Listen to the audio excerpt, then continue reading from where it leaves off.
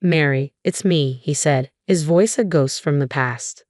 It had been a decade since my ex-husband and our son's wife vanished into thin air after eloping. I'd buried thoughts of them deep within, avoiding the pain they left behind. But now, unexpectedly, his voice pierced through the years. "I'm going to move into your parents' place. You're still there, aren't you?" His demand was as startling as it was unwelcome. "I'm sorry for the abruptness, but you need to vacate my home," he insisted, leaving no room for negotiation. His request caught me off guard. A decade had passed since we last exchanged words, and his sudden reappearance left me bewildered. What could he possibly want now, after all this time? And why was he asking to move into my parents' home with his unfaithful partner? "Still bunking with the folks, huh? Any new spouses since we last talked?" His inquiry dripped with a mix of curiosity and condescension. "Get out of there pronto." Anger surged within me for the first time in a decade, fueled by his audacity to mock me further.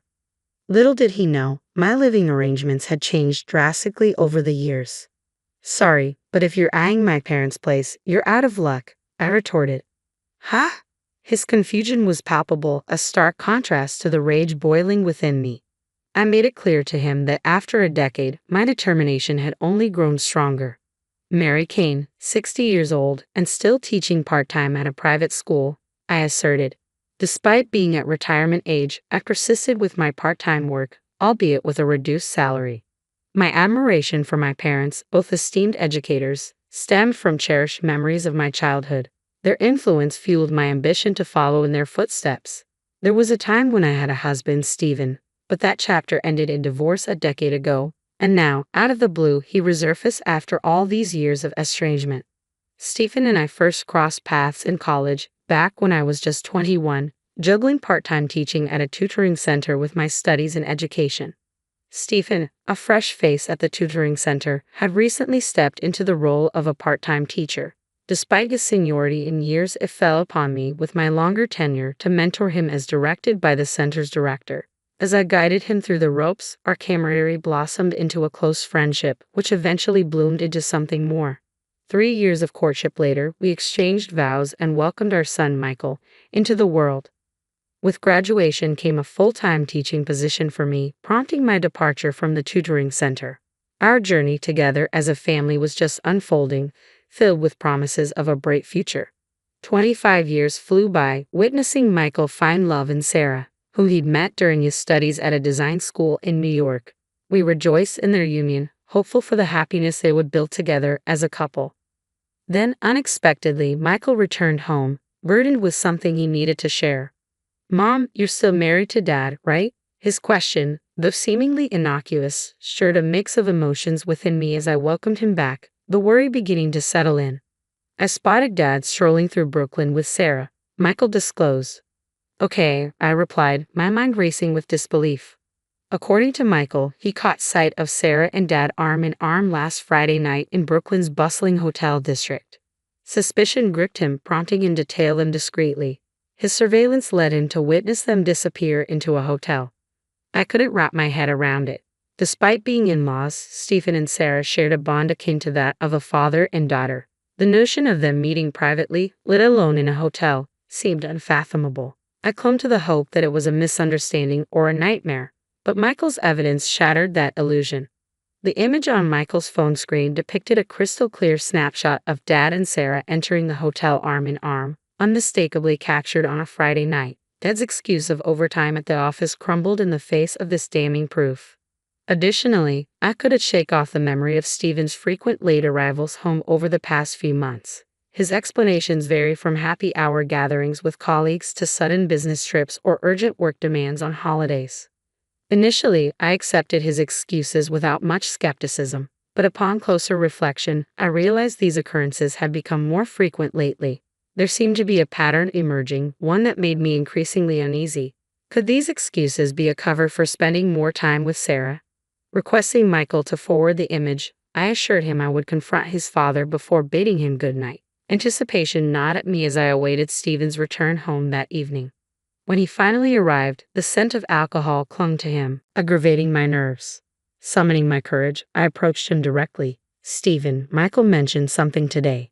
Did you meet Sarah last Friday?" "Yeah," he stammered, his response lacking conviction. We did cross paths briefly. We chatted a bit, I think. His sudden alertness and the shift in his gaze didn't escape my notice. Sensing my apprehension, he countered with a question of his own. What exactly did he tell you? He mentioned spotting you and Sarah entering a hotel in Brooklyn. I disclosed, my voice tinged with concern. As I spoke, I held up the picture Michael had given me. Stephen's reaction was immediate. His eyes widened, and he seemed to choke on his words, his gaze darting around as if seeking an escape. Finally, with a heavy sigh, he seemed to resign himself to the truth. I can't believe Michael caught us, he muttered, his tone a mixture of surprise and resignation. I let myself get carried away. It's unforgivable.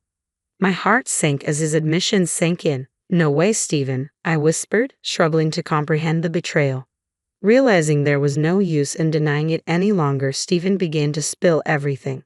He confessed to starting a relationship with Sarah 6 months prior, swayed by her advances and feelings that now eclipsed those for me. My mind reeled at the revelation. Had their affair begun around the time Michael and Sarah celebrated their 3rd anniversary? Despite my trembling shock, Stephen pressed on with his confession. I want to marry Sarah, Mary. I'm filing for divorce, he declared, his words like a dagger to my already shattered heart. I objected vehemently, my mind spinning with disbelief, but Stephen remained resolute. I can't continue like this. It's over between us. The following day, Stephen failed to return home. His absence was accompanied by a notable absence of his belongings and a finalized divorce decree left on the table. Later, a distraught call from Michael revealed that Sarah had disappeared, taking the divorce papers with her. It seemed she had no intention of coming back. The shock of Stephen and Sarah's sudden elopement left me reeling. That marked the end of my marriage to Stephen a decade ago. After the divorce, we sold our shared home, and I found solace in a new residence closer to my workplace. Initially, the loneliness of my new surroundings weighed heavily on me. Yet, as I immersed myself in my work, I gradually discovered that time had mended my emotional wounds. Teaching proved to be a powerful balm for my emotional wounds, a fact I only realized with hindsight. The steadfast dedication to my fulfilling career played a pivotal role in my healing journey. Continuing to work part-time at the school even after retirement, I found purpose and joy in the daily interactions with both colleagues and students. With each passing day, the weight of Stephen and Sarah's betrayal diminished, replaced by the gratification of nurturing young minds. 10 years on, thoughts of Stephen faded into the background of my life. While my income saw a decline after transitioning to part-time teaching, it remained sufficient for me to stay engaged with the school and the students who held me in high regard. Their affection and admiration filled a void akin to that of a parent. Additionally, I found solace in Michael's resilience, witnessing him throw himself into his work with renewed vigor, having overcome the initial shock of his father's and wife's betrayal. Any semblance of peace I had managed to find shattered with the shrill ring of the phone. Hello, Mary, it's Stephen. His voice pierced the silence, breaking a 10-year hiatus. I never anticipated hearing his voice again, and when I did, a surge of emotions overwhelmed me. What's the purpose of this call? You didn't reach out to reminisce about the past, did you? My words tumbled out with more force than I intended, fueled by years of pent-up resentment. After all, it was Stephen who had insisted on the divorce, leaving me to pick up the pieces. Stephen, ever composed and seemingly indifferent, countered, "Come on now, what's the point of this?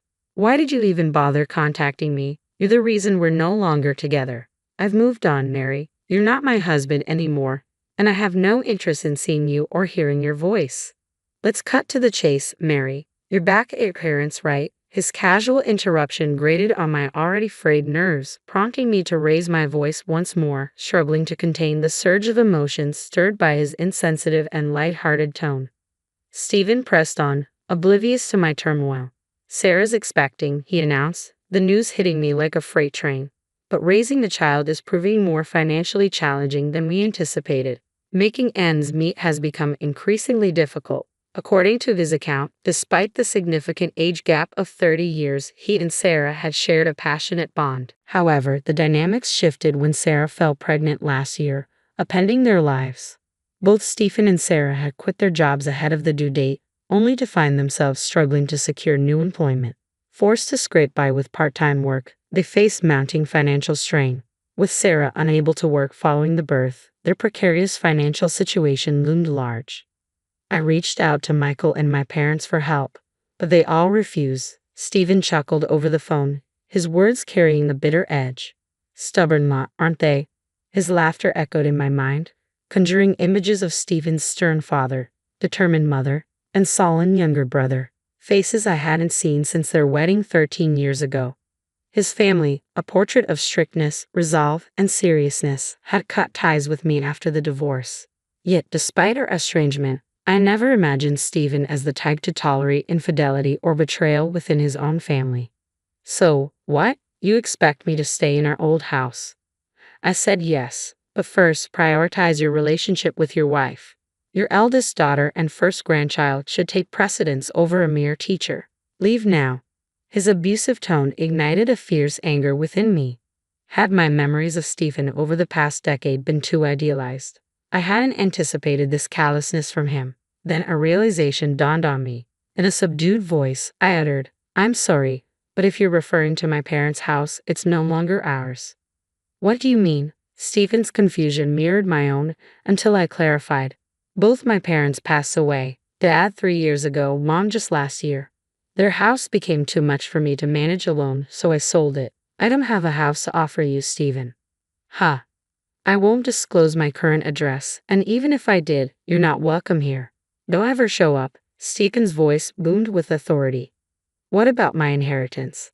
When your parents pass, should the family home and money come to me?" I frowned, angered by Stephen's cold calculations regarding my parents' demise. It was evident he had his eyes set on not only my funds but also my parents' estate. Despite his mention of familial ties, it was too late for any semblance of trust. I had already received my rightful share from my parents' estate, including their house. My parents had made it clear they wouldn't leave a single cent to a man who shamelessly eloped with their daughter-in-law a decade ago. On the day of our divorce, they were incensed upon learning of Stephen and Sarah's betrayal from Michael and me. Their fury was justified. They had treated Stephen like their own son, only to be repaid with the gravest betrayal. Before their passing, my parents took proactive steps to secure their estate, drafting a will to ensure everything, including our family home, would pass on to me in the event of Sarah's return. 7 years after my father's demise, my mother followed, leaving me the sole inheritor of our family's estate. While reluctant to part with the cherished memories embedded in our home, I honored my parents' wishes and decided to sell it.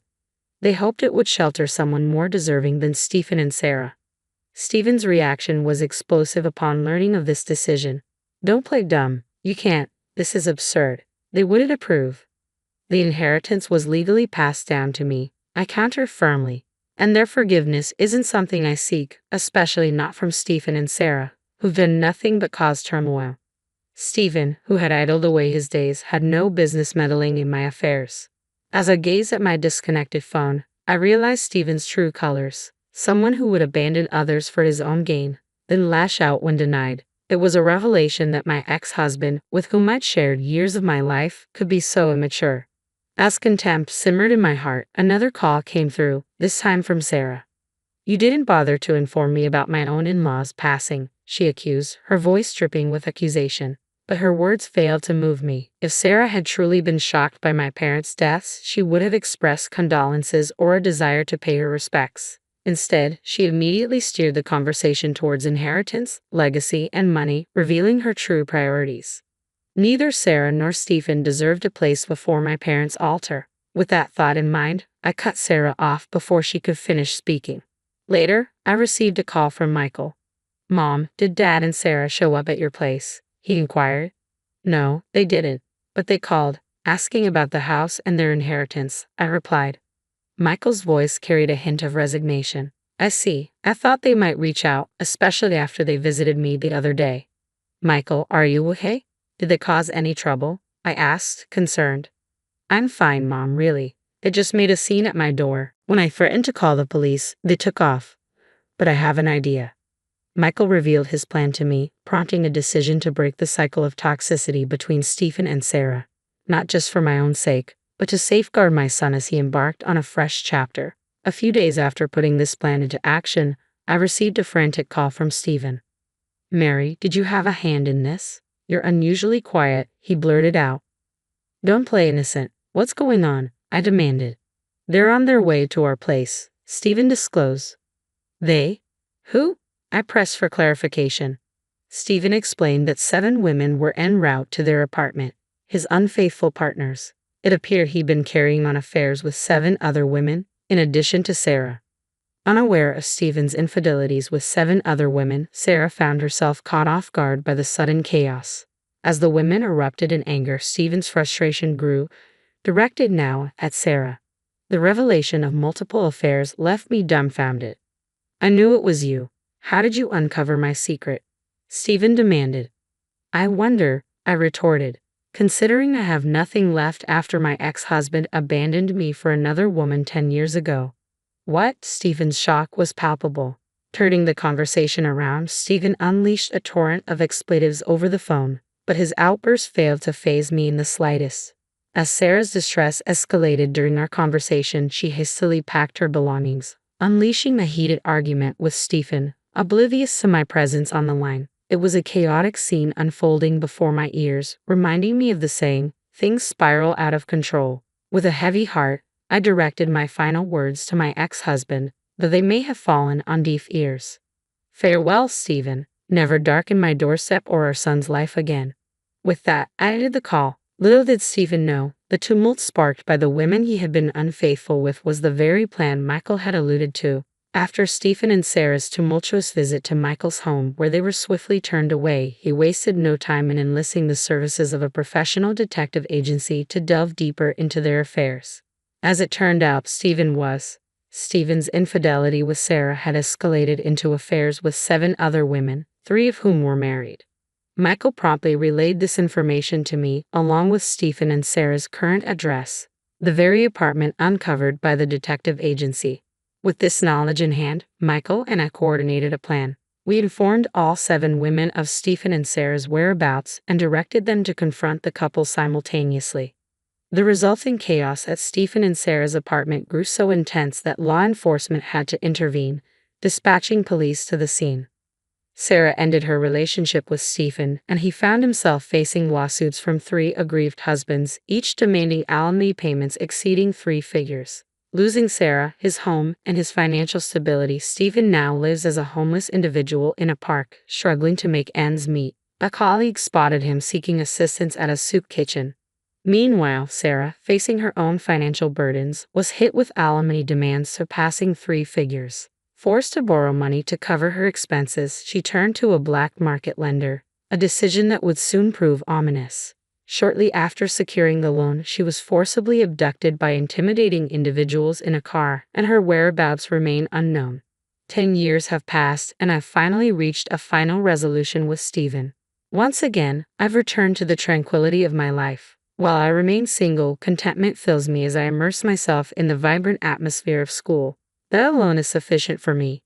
In time, Michael found love with a woman who has a child of her own. They are now dating with the intention of marriage. My heart swells with hope that Michael, too, will discover a newfound joy and purpose in life. I always thought my brother Liam had good judgment until the night his fiancée accused me of stealing her engagement ring. That dinner changed everything, not just the engagement celebration we'd planned, but our entire family dynamic. My name is Lily, and I'm the oldest of 4 siblings. We've always been close, the kind of family that shares everything and has each other's backs. At least that's what I thought until Clara came into our lives. I saw you admiring it earlier, Clara said, her voice trembling in a way that now seems so rehearsed. And when I went to show Mom after dessert, it was gone. Her eyes, wide with perfectly timed tears, locked onto mine across our parents' dining room table. I nearly choked on my wine. What are you talking about? The ring, Lily. My engagement ring. Clara's hand clutched Liam's arm. I took it off while helping with the dishes because I didn't want to get soap in the setting. When I came back, it was gone. The room fell silent. I could feel everyone's eyes on me.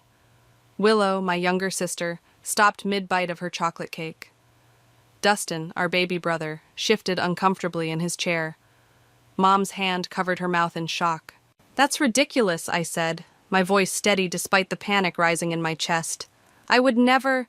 I noticed how you kept looking at it, Clara interrupted, making comments about how expensive it must have been. Because I was happy for my brother. I stood up, my chair scraping against the hardwood floor. Liam, you can't seriously believe this? My brother's face was pale, his eyes darting between Clara and me. Did you take it, Lily? The betrayal in those words felt like a physical blow. How dare you even ask me that? Well, you have been weird about Clara since I proposed, Liam said quietly, not meeting my eyes. Always asking questions about her background, her family. Because that's what caring siblings do. I slammed my hand on the table, making the glasses rattle. I've known you for 28 years, Liam. She's known you for 10 months.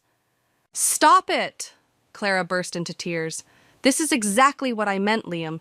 She's always trying to come between us. Willow reached over to comfort Clara, while Dustin stared at his plate. The silence from my siblings hurt more than any accusation. Everyone calm down, Dad finally spoke up. Clara, are you sure you looked everywhere? Yes, she sniffled. I've checked 3 times. It's gone. She turned to Liam. That ring was so special. Your grandmother's diamond. My stomach dropped. The ring had belonged to our grandmother, reset for Clara. The fact that she would accuse me of stealing something so precious to our family made me feel physically ill. Lily, Mom's voice was gentle but uncertain. If you took it as a joke or to make a point, I can't believe this. I grabbed my purse from the back of my chair. I'm your daughter. I'm his sister. How can you all just sit there and let her accuse me of this?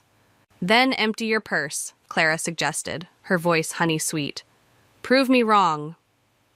The rage that filled me then was unlike anything I'd ever felt. I will not empty my purse like a criminal in my own family's home. The fact that you would even suggest that. Lily, please, Liam stood up. If you didn't take it, just show us. I looked at my brother, really looked at him, the boy who used to crawl into my bed during thunderstorms, who I'd helped through his first heartbreak, who'd always been my fiercest defender. Now he stood beside this woman he barely knew, choosing her words over our lifetime of trust. No, I said, my voice breaking. I'm not going to dignify this with a response. When you remember who I am, who we are as family, you know where to find me. I walked out of that dining room with my head high, even as tears threatened to fall. Behind me, I could hear Clara's sobs and Liam's attempts to comfort her. The sound of my family's silence was deafening. As I got into my car, my phone buzzed with a text from Bradley, my oldest friend. Still coming over to help me test that new board game? I typed back through blurred vision. Change of plans. Need a drink instead. Family drama. Will explain everything.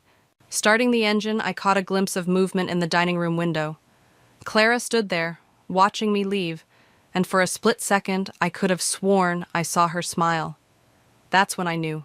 This wasn't just about a missing ring. This was war, and she had just fired the first shot. You need to hear what she did. Bradley slid another glass of wine across his kitchen counter to me. Clara posted about the incident in the family group chat. I nearly dropped my phone pulling it out. Sure enough, there it was, a perfectly crafted message about how heartbroken she was, how she didn't want to cause family drama, but felt everyone should know what happened. She'd even included a photo of her bare ring finger. Unbelievable, I muttered, scrolling through the sympathetic responses. Even Willow, my own sister, had sent a heart emoji to Clara's message. My phone buzzed with a private text from Dustin. Mom's crying. Way to go, Lily. I'm going to be sick, I said, pushing the wine away. How did this happen? 1 minute I'm helping plan my brother's wedding, and the next I'm the family pariah. Bradley opened his mouth to respond, but my phone rang. Unknown number. Hello? Lily? Clara's voice dripped with fake concern. Can we meet? Just us girls? I think we need to talk this through. I put the phone on speaker, catching Bradley's eye. There's nothing to talk through. You know I didn't take that ring. Of course you did, sweetie, but I'm willing to be reasonable about this. She paused for effect. Meet me at Riverside Coffee tomorrow at noon. I have a proposition that could make this all go away. I ended the call, my hands shaking. Did you hear that? She's trying to set me up. Or she's trying to bribe you, Bradley said thoughtfully. You should go. Record everything. The next day, I arrived at Riverside Coffee 15 minutes early, my phone's recording app ready in my pocket. Clara walked in exactly at noon, designer handbag swinging, looking like she'd stepped out of a magazine. "Thank you for coming," she said, sliding into the seat across from me. "I ordered us both lattes." "Cut the act, Clara. What do you want?" She leaned forward, lowering her voice. $20,000. I almost laughed. "Excuse me?" "That's what the ring was worth. Pay me that, and I'll tell everyone I found it in the bathroom. You'll be the family hero again." She smiled, all teeth. "Everyone wins." "Except you're lying. You know I didn't take it." Clara sat back, stirring her latte. "You know what's interesting about your family, Lily? They're so trusting. So eager to believe the best in people." Her voice hardened. "Except you. Always asking questions, always watching me. Did you really think I wouldn't notice?" "What are you hiding, Clara?" "Nothing you'll ever prove." She reached into her bag and pulled out an envelope. 20,000, that's my offer. Take it, or things get much worse for you." "Worse how?" "Well, your mother already thinks you're jealous of my relationship with Liam. Willow mentioned your money troubles from last year, and sweet Dustin told me all about your ex-boyfriend's missing watch. Funny how things disappear around you, isn't it?" My blood ran cold. She'd been gathering ammunition all along. "You're insane," I whispered. "I prefer strategic." Clara stood up, leaving the envelope on the table. "You have until tomorrow to decide." "Oh, and Lily?" She paused, adjusting her sunglasses. "That ring you're so concerned about? It's not even the original. Liam never noticed I switched it weeks ago." I sat there long after she left, the envelope untouched, my mind racing. The recording in my pocket felt like a burning coal. Clara had just made a crucial mistake. She'd gotten cocky. My phone buzzed with a text from Bradley. "How did it go?" She showed her hand, I typed back. "And I need your help. Time to find out who Clara really is." Another message came through, this time from Willow. "Clara's telling everyone you tried to bribe her to keep quiet about the ring. What's wrong with you?" I stared at my sister's message, anger and determination rising in equal measure. Clara was playing chess while everyone else was playing checkers, but she didn't know one thing about me. I'd always been better at strategy games than anyone in the family. I picked up my phone one more time, dialing a number I'd found earlier that morning. "Hello?" A woman's voice answered. "Is this Sophia? Sophia Owens?" A pause. "Who's asking?" "My name is Lily, and I think we need to talk about your sister Clara." The silence on the other end lasted so long I thought she'd hung up. Then quietly, "Meet me tomorrow. And Lily, watch your back. Clara doesn't play fair." "Neither do I," said, ending the call. "Not anymore." Sophia looked nothing like Clara. Where Clara was all polished perfection, Sophia sat across from me in worn jeans and a faded t-shirt, her hands wrapped around a coffee mug like it was a lifeline. "She's not my sister," were the first words out of her mouth. "Not by blood, anyway. Clara joined our family as a foster child when she was 16. Bradley, sitting beside me in the small diner, leaned forward. "And when did things start going wrong?" Sophia's laugh was bitter. "Who says they ever went right?" She pulled out her phone, scrolling through old photos. "Here, this was Clara 6 years ago when she was calling herself Catherine." The photo showed a younger Clara with dark hair, standing next to an elderly woman. "Who's that with her?" "Mrs. Reynolds, wealthy widow, no children. Clara was her companion for 8 months." Sophia's fingers tightened around her mug. "Until Mrs. Reynolds' jewelry collection mysteriously disappeared, along with Clara." "Did anyone report her?" I asked. Mrs. Reynolds was too embarrassed. Plus, Clara's good at covering her tracks. She's had at least 4 different names that I know of. My phone buzzed. Another family group message, this time from Liam. "Found Clara crying in the garden. When will this drama end, Lily?" I switched my phone off. "Why are you helping me, Sophia? Why now?" She pulled something from her bag, a small notebook. "Because of this, I've been tracking her for years, trying to warn people, but she always stays just ahead of me." Her voice cracked. My parents spent everything trying to help her, to give her a good life. She repaid them by emptying their retirement account. Bradley took photos of the notebook pages while I processed this. Does she always target families? Usually. She says it's easier to manipulate people who want to believe in love and trust. Sophia's eyes met mine. Your brother, he's a good person, isn't he? The best, I whispered. Then he's exactly her type. She'll bleed him dry, Lily, emotionally and financially. A text came through from Bradley's phone, his contact at the police department. Got something, he murmured, reading. 3 open fraud cases matching Clara's description in different states. Different names, same MO. That's not enough, I said. We need something concrete, something recent. Wait. Sophia grabbed her phone again. There was another family about a year ago, the Petersons. Clara was engaged to their son, too. She showed us a social media post. Clara, blonde this time, beaming next to a young man. She disappeared 2 days before the wedding, along with their family heirlooms. My hands were shaking as I wrote down the details. Can you connect me with them? Already did. Sophia slid a piece of paper across the table. They've been trying to find her.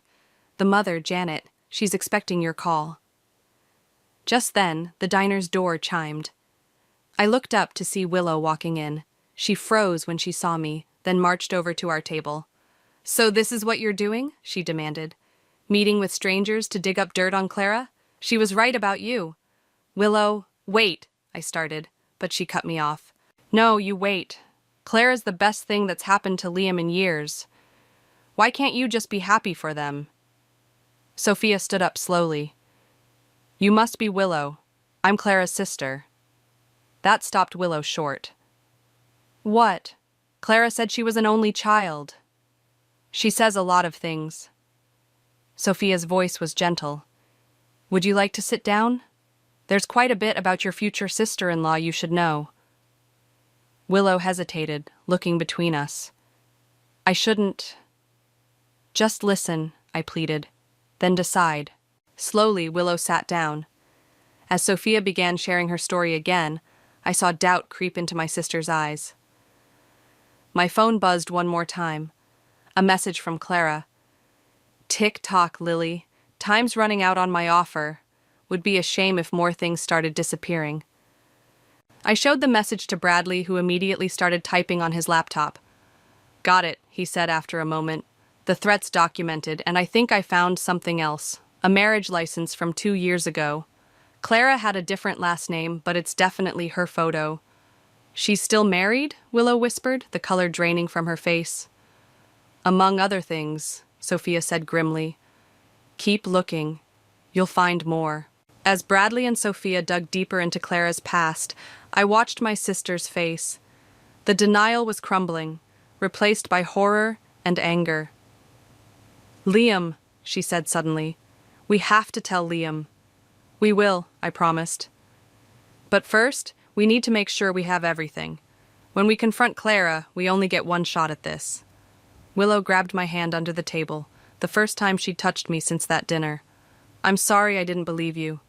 I know. I squeezed her hand back. Now help me save our brother. Play it again, I told Bradley, leaning closer to his laptop screen. We were reviewing the video call we'd just had with Janet Peterson, Clara's previous almost mother-in-law. She cleaned us out, Janet's voice crackled through the speakers.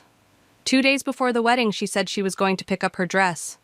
Instead, she emptied our safe, family jewelry, bonds, even my son's passport. Janet's face hardened. She'd spent months learning all our passwords, our routines, we never suspected. Willow, who'd been pacing Bradley's living room, stopped. The safe combination. Liam told Clara ours last week, said she needed to store some documents. My stomach dropped. Call Dustin, now. While Willow dialed, Bradley pulled up another window. Look at this. Marriage records show she's been married 3 times in the past 5 years. Never divorced. Dustin's not answering, Willow said, panic edging her voice. Try Mom. After 3 rings, our mother picked up. Lily, what's wrong? Mom, is the safe empty? Check right now. What? Why would I? Please, Mom. Just check. We heard rustling, footsteps, then silence. Finally, "Oh my God." "What's gone?" I asked, already knowing the answer. "Everything. The jewelry, your father's coins, all our documents." Her voice broke. "Your grandmother's pearls." Willow grabbed the phone. "Mom, listen carefully. Don't tell Clara you know. Where is she now?" "Out with Liam. They're looking at wedding venues." Mom's voice sharpened. "What's going on?" "We're coming over. Don't touch anything else in the safe. And Mom, call Dad home." Bradley was already gathering our evidence files. "I'll call my friend at the fraud department." The drive to my parents' house was tense. Halfway there, my phone rang. Dustin. "You're not going to believe this," he said without preamble. "I just got a call from my bank. Someone tried to take out a loan in my name." "Let me guess. They had all your personal information?" "How did you—" "Lily, what's happening?" "Meet us at Mom and Dad's. Bring your laptop." When we arrived, the house was chaos. Dad was on the phone with the police, Mom was crying, and Dustin was trying to freeze his accounts. Only Bradley remained calm, methodically laying out evidence on the dining room table, the same table where Clara had accused me just days ago. "Look at this," he said, pointing to his screen. "Clara's real name is Amanda Pierce. She's wanted in 3 states for fraud and grand larceny." "There's more," Sophia said, walking in through the front door. "Just got these from my contact." She spread out more photos. Clara with different hair colors, different names, different families, different engagement rings. Mom picked up one photo. This was taken 4 months ago. She was already engaged to someone else when she met Liam. "Where is Liam now?" Dad demanded, hanging up with the police. As if on cue, my phone buzzed. A text from Clara. "Clever girl, but not clever enough. Check your brother's bank account." "No, no, no," I muttered, calling Liam's bank. After some arguing and explaining, they confirmed our worst fears. His accounts had been drained an hour ago. "Got her," Bradley suddenly shouted. "Airport security cameras. She's at Terminal C." "She's running," Sophia said grimly, "just like always." "Not this time." I grabbed my keys. "Dad, stay with Mom. Dustin, keep working on freezing accounts. Willow, call the police back. Tell them everything we found. Bradley, with me." "I'm coming too," Sophia said. "I've waited years for this." We raced to the airport, breaking more than a few speed limits. My phone kept buzzing, Liam calling over and over. I couldn't answer. Not yet. Not until we stopped her. We sprinted into Terminal C just as Clara, now wearing a dark wig, approached the security line. "Amanda Pierce!" Sophia shouted. Clara froze, then bolted toward the bathrooms. I cut left while Bradley went right, blocking her escape routes. Clara spun around, her designer bag clutched to her chest, face twisted with rage. "It's over," I said, stepping closer. "The police are on their way. We have everything, the evidence, the photos, your real identity." "You don't understand," she snarled. "I needed that money. Those people, your family, they have so much. They never even notice what they lose." "My brother loved you," I said, watching her flinch. "That's what you made him lose." Police officers flooded the terminal. As they led Clara away, I saw Liam standing by the entrance, his face ashen. He must have tracked my phone. Our eyes met across the terminal. In that moment, I saw everything: his pain, his humiliation, his regret. "Lily," he whispered as I reached him, "I'm so sorry. I should have believed you."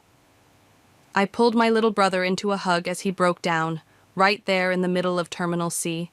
The police station's fluorescent lights made everything look harsh as we sat waiting to give our statements. Liam hadn't spoken since the airport, just stared at his hands like they belonged to someone else. "Mr. Mackenzie?" A detective approached us. "We found these in her hotel room." He placed a familiar velvet box on the table. Inside was our grandmother's ring, the real one. "She never lost it," I said quietly. "It was all a setup." "There's more." The detective laid out several items: passports with different names, stolen jewelry, USB drives full of personal information. "She's been doing this for years. You're lucky you caught it when you did." Liam stood up abruptly and walked out. I found him in the parking lot, sitting on the curb. I gave her everything, he said as I sat beside him. Not just money, everything. I know. She met Mom and Dad's friends at church, volunteered at Dustin's youth center, helped Willow with her art show. His voice cracked. She played us all. My phone buzzed. Another group chat message, this time from Mom. Coming to pick you both up. Family meeting at home. The drive back was silent. When we walked into the house, everyone was gathered in the living room. The evidence files still covered the dining table, but no one looked at them. The bank called, Dad said, breaking the silence. They've frozen all suspicious transactions. We might be able to recover some of the money. I don't care about the money, Liam muttered. Well, I do, Dustin snapped. She nearly destroyed my credit score, and Mom's jewelry. Dustin, Mom warned, but he continued. No, we need to talk about this. Liam brought her into our lives. He let her... That's enough, I stood up. This isn't helping. Oh, now you're defending him? Dustin laughed bitterly. After weeks of trying to prove Clara was evil? I wasn't trying to prove she was evil, I shot back.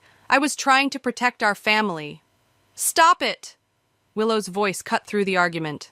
Look at us. This is exactly what she wanted, to tear us apart. Bradley, who'd been quietly working on his laptop, spoke up. You should see this. He turned the screen around. Clara, Amanda, whatever her name is, she's done this to 6 other families. Always the same pattern. Charm the family, get engaged, steal everything. 7, Sophia corrected from her corner. 7 families. Liam flinched. Mom reached for his hand, but he pulled away. I need some air, he mumbled, heading for the door. Let him go, Dad said when I moved to follow. He needs time. Time isn't going to fix this, Dustin argued. We need to... A crash from outside interrupted him. We rushed to the front yard to find Liam smashing Clara's left-behind belongings on the driveway. Liam, stop! Mom cried. Why? He hurled another photo frame. She's not real. None of it was real. I approached slowly, glass crunching under my feet. Liam, I was going to marry her. He sank to his knees among the broken pieces. We were planning our future, kids' names, house designs. Was she laughing at me the whole time? The neighbors were starting to peek out their windows. Dad and Bradley began collecting the scattered debris while Mom and Willow guided Liam inside. The detective said she's looking at serious prison time, Sophia offered. Between the fraud, theft, and multiple identities? Good, Dustin said firmly. My phone buzzed again, a message from an unknown number. Tell Liam I really did love him, in my own way. Like hell, I muttered, blocking the number. Inside, Liam sat on the couch, looking lost. Mom brought him tea he wouldn't drink. Willow showed him funny cat videos he wouldn't watch. Dad talked about pressing charges. Dustin paced. Finally, I sat next to my brother. Remember when I dated that guy in college? The one who cheated on me? Liam nodded slightly. Remember what you told me? That I deserved better. That someone who really loved me wouldn't hurt me like that. I took his hand. The same is true for you. But you warned me, he whispered. You saw through her, and I chose her over you. Because you have a good heart. That's not a weakness, Liam. Isn't it? No, Sophia spoke up. It's what makes you different from her. Better than her. Slowly, the family gravitated toward the couch. Dustin stopped pacing. Willow put down her phone. Mom and Dad sat closer. We'll get through this, Dad said firmly. As a family. A slightly poorer, much wiser family, Dustin added, managing a small smile. Liam looked around at all of us, then squeezed my hand. I'm sorry I didn't believe you. I know, I said. But next time you meet someone, maybe let me do a background check first? For the first time in days, Liam laughed. It was small and broken, but it was a start. 3 days after Clara's arrest, I was sorting through case files at my office when my assistant buzzed me. There's someone here to see you. Says she knows Clara? My heart skipped. Send her in. The woman who walked in was elegantly dressed, around 60, with perfectly coiffed silver hair. Are you Lily? I'm Margaret Reynolds. I recognized the name immediately from Sophia's photos. Mrs. Reynolds, please sit down. I saw the news about Clara, or Amanda, I suppose. She placed a designer handbag in her lap. I should have pressed charges when I had the chance. Maybe if I had... You can't blame yourself? No? She pulled out a tissue. I let her charm me. I was lonely after my husband died, and she was so attentive. When my jewelry disappeared, I was too embarrassed to tell anyone. Before I could respond, my phone buzzed. A text from Bradley. Turn on the news, now. I grabbed the remote, switching on the office TV. Clara's mugshot filled the screen. Breaking news, the anchor announced. Amanda Pierce, arrested earlier this week for fraud and theft, has escaped police custody during transport. Mrs. Reynolds gasped. I fumbled for my phone, calling Liam. Straight to voicemail. She won't come back here, Mrs. Reynolds said. She's not that stupid. My office door burst open. Bradley rushed in, laptop under his arm. She used her one phone call to contact someone named Marcus. Police are trying to trace... Marcus? Mrs. Reynolds interrupted. Marcus Davis? We both turned to her. He was her partner, in everything. She shook her head. I only found out after. He poses as a financial advisor, helps her gain access to accounts. My phone rang. Willow. Lily? Some guy just showed up at Mom and Dad's house saying he's from the bank. He's asking about... Don't let him in! I was already grabbing my keys. Call the police, now. Bradley and I raced to my parents' house, breaking every speed limit. When we arrived, 2 police cars were already there. An officer was handcuffing a well-dressed man while my family watched from the porch.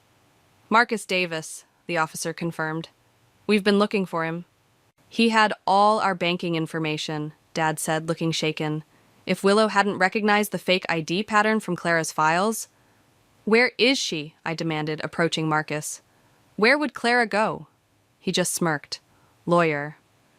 My phone buzzed again. Unknown number. A text. You ruined everything. Now it's my turn. She's threatening you? Bradley peered at my phone. After everything? Another message came through, this time with a photo. My blood ran cold. It was a picture of Liam, clearly taken without his knowledge, at the coffee shop where he worked. She's here, I whispered. She's watching him.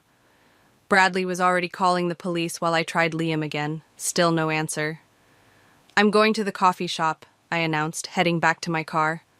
I'm coming with you, Willow said, jumping in the passenger seat. We sped downtown, scanning the streets. The coffee shop was busy with the afternoon rush. Through the window, I saw Liam behind the counter, oblivious to the danger. Then I spotted her. Dark wig, sunglasses, sitting in the corner, watching. Call the police, I told Willow. I'm going in. Lily, wait! But I was already moving. I walked straight to Clara's table, sliding into the seat across from her. Hello, Amanda. She smiled, cold and sharp. I wondered who would spot me first. It's over. Police are on their way. It's never over. She leaned forward. You took everything from me. My perfect plan, my perfect life. You mean your perfect con? You have no idea what it's like, she hissed. Growing up with nothing, watching people like your family take everything for granted. So you destroy people? Hurt them? I give them what they want, a beautiful dream. Not my fault they don't check what's real. Behind the counter, Liam finally noticed us. His face went white. He's still in love with me, Clara said, watching him. I could walk over there right now and he'd forgive everything. Try it, I challenged. See what happens. She stood up, smoothing her dress. Maybe I will. But before she could move, police officers flooded the shop. Clara's smile faltered for the first time. No running this time, I said as they approached. No more perfect dreams. As they led her away again, in double restraints this time, Liam came over, shaking. You okay? I asked. He nodded slowly. I saw her come in. I knew it was her instantly. I just couldn't move. But you didn't serve her coffee, Willow pointed out. That's progress. Liam managed a weak laugh. Baby steps, right? We watched through the window as Clara was placed in a police car. This time I had a feeling she wouldn't be escaping. Come on, I said, putting an arm around my brother. Let's go home. The courthouse buzzed with tension as we filed into the courtroom for Clara's hearing. 6 other families were there, all her previous victims. Mrs. Reynolds sat in front of us, her spine rigid. Sophia was 2 rows back, clutching a thick folder of evidence. All rise, the bailiff called. Clara walked in wearing an orange jumpsuit instead of her usual designer clothes. Her hair was back to its natural brown, making her look younger, almost vulnerable. She scanned the courtroom until she found Liam, then gave him a small, sad smile. I grabbed his hand. He squeezed back, hard. Docket number 47293, State versus Amanda Pierce, the judge announced. Multiple counts of fraud, grand larceny, identity theft, and escape from custody. The prosecutor stood. Your Honor, we have evidence of a pattern spanning 7 years, multiple states, and at least 12 victims. Objection, Clara's lawyer interrupted. My client was under duress. Overruled, the judge said sharply. Continue. One by one, victims took the stand. Mrs. Reynolds described losing her husband's watch collection. A young man talked about his emptied college fund. An elderly couple wept while explaining how Clara had stolen their retirement savings. Then it was our family's turn. Mom went first, her voice steady as she detailed the missing jewelry. Dad followed, explaining the financial damage. Dustin described the identity theft attempt. Willow talked about the manipulation. Finally, Liam took the stand. Mr. Mackenzie, the prosecutor began, please tell the court about your relationship with the defendant. Liam looked directly at Clara. I thought she was the love of my life. I trusted her with everything. My family, my home, my future. His voice cracked. She used that trust to hurt everyone I care about. Did you have any suspicions? No, but my sister did. Liam turned to me. Lily tried to warn me. Clara's response was to frame her for theft, to turn our family against her. Clara's face hardened at that. And how did you discover the truth? Lily never gave up on me, Liam said simply. She kept digging until she found proof of who Clara really was.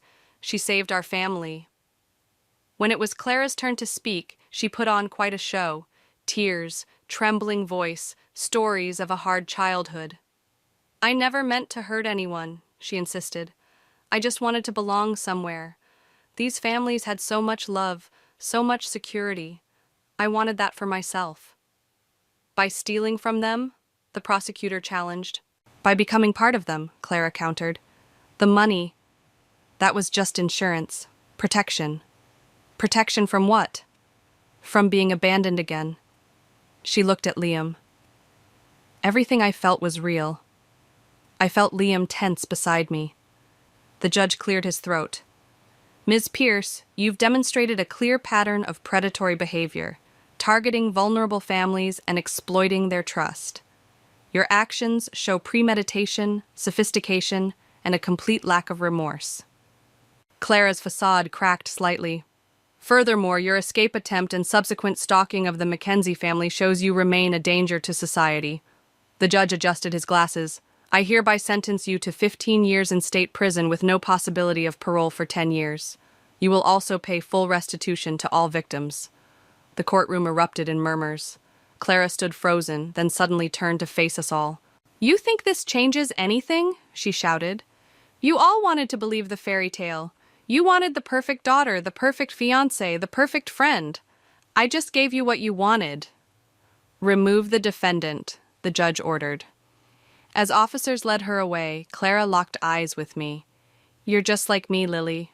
Always watching, always suspicious. We could have been partners. I'm nothing like you, I said, loud enough for her to hear. I protect my family. I don't destroy them.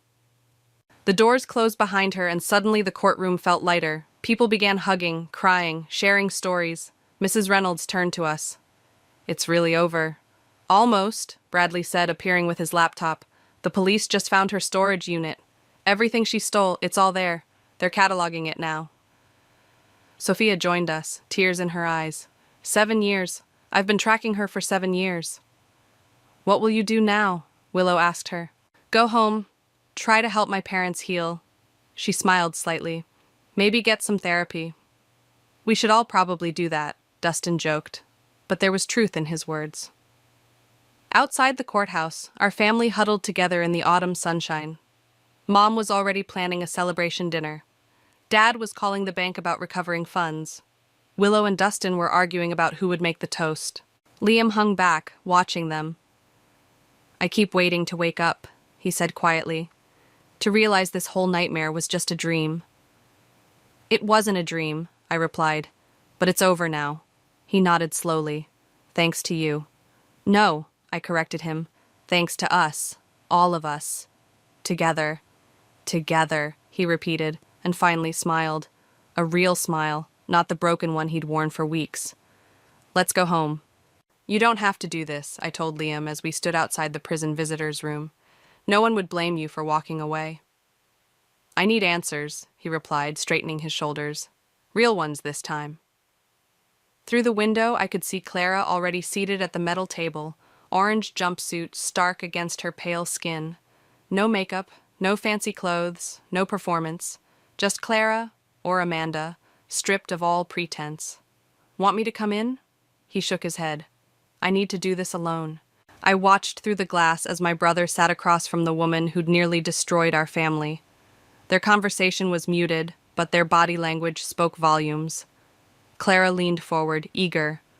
Liam stayed back, guarded. My phone buzzed. A message from Bradley. "Storage unit inventory complete. Your mom's jewelry box was found. Everything intact." Another text followed from Willow. "Dustin just got approved for a new apartment. His credit score recovered. Small victories. Pieces of our lives falling back into place." Through the window, I saw Clara slide something across the table. A letter. Liam didn't touch it. "That's new," Sophia said, appearing beside me. "She usually doesn't write to her victims." "How are your parents doing?" "Better. Dad's back at work. Mom's joining a support group for families of con artists. Sounds like a bad joke, right?" We watched as Liam stood up abruptly. Clara reached for his hand, but he pulled away. When he emerged from the visitors' room, his eyes were clear. "She wanted me to wait for her," he said. "Said 10 years isn't that long." "What did you tell her?" "That I already wasted enough time on beautiful lies." The drive home was quiet until Liam spoke again. "You know what the worst part was? Not the money or the jewelry or even the lies. It was how she made me doubt everything I thought I knew about love and trust. And now? Now I know that real love doesn't ask you to choose between it and your family." He smiled slightly. "Real love is what you did. Fighting for the truth even when everyone doubted you." We pulled into our parents' driveway. Through the window, we could see the family gathered for Sunday dinner, a tradition Clara had nearly destroyed with her accusations and manipulations. "Look what came today," Mom said as we walked in, holding up her grandmother's pearl necklace. "Good as new." "Better than new," Dad added. "Now we know its real value." Dustin was showing Willow his apartment listings while Bradley typed away on his laptop, still tracking down loose ends from Clara's cons. The dining room table, once covered in evidence files, now held dishes of food and family photos. "Oh, and this came for you, Lily." Mom handed me an envelope. Inside was a check from the Victim Restitution Fund, along with a note from Mrs. Reynolds. "Thank you for being braver than I was. This is for your next investigation. I have a feeling you found your calling." "She's right," Bradley said, reading over my shoulder. "You'd make a great private investigator. Partner?"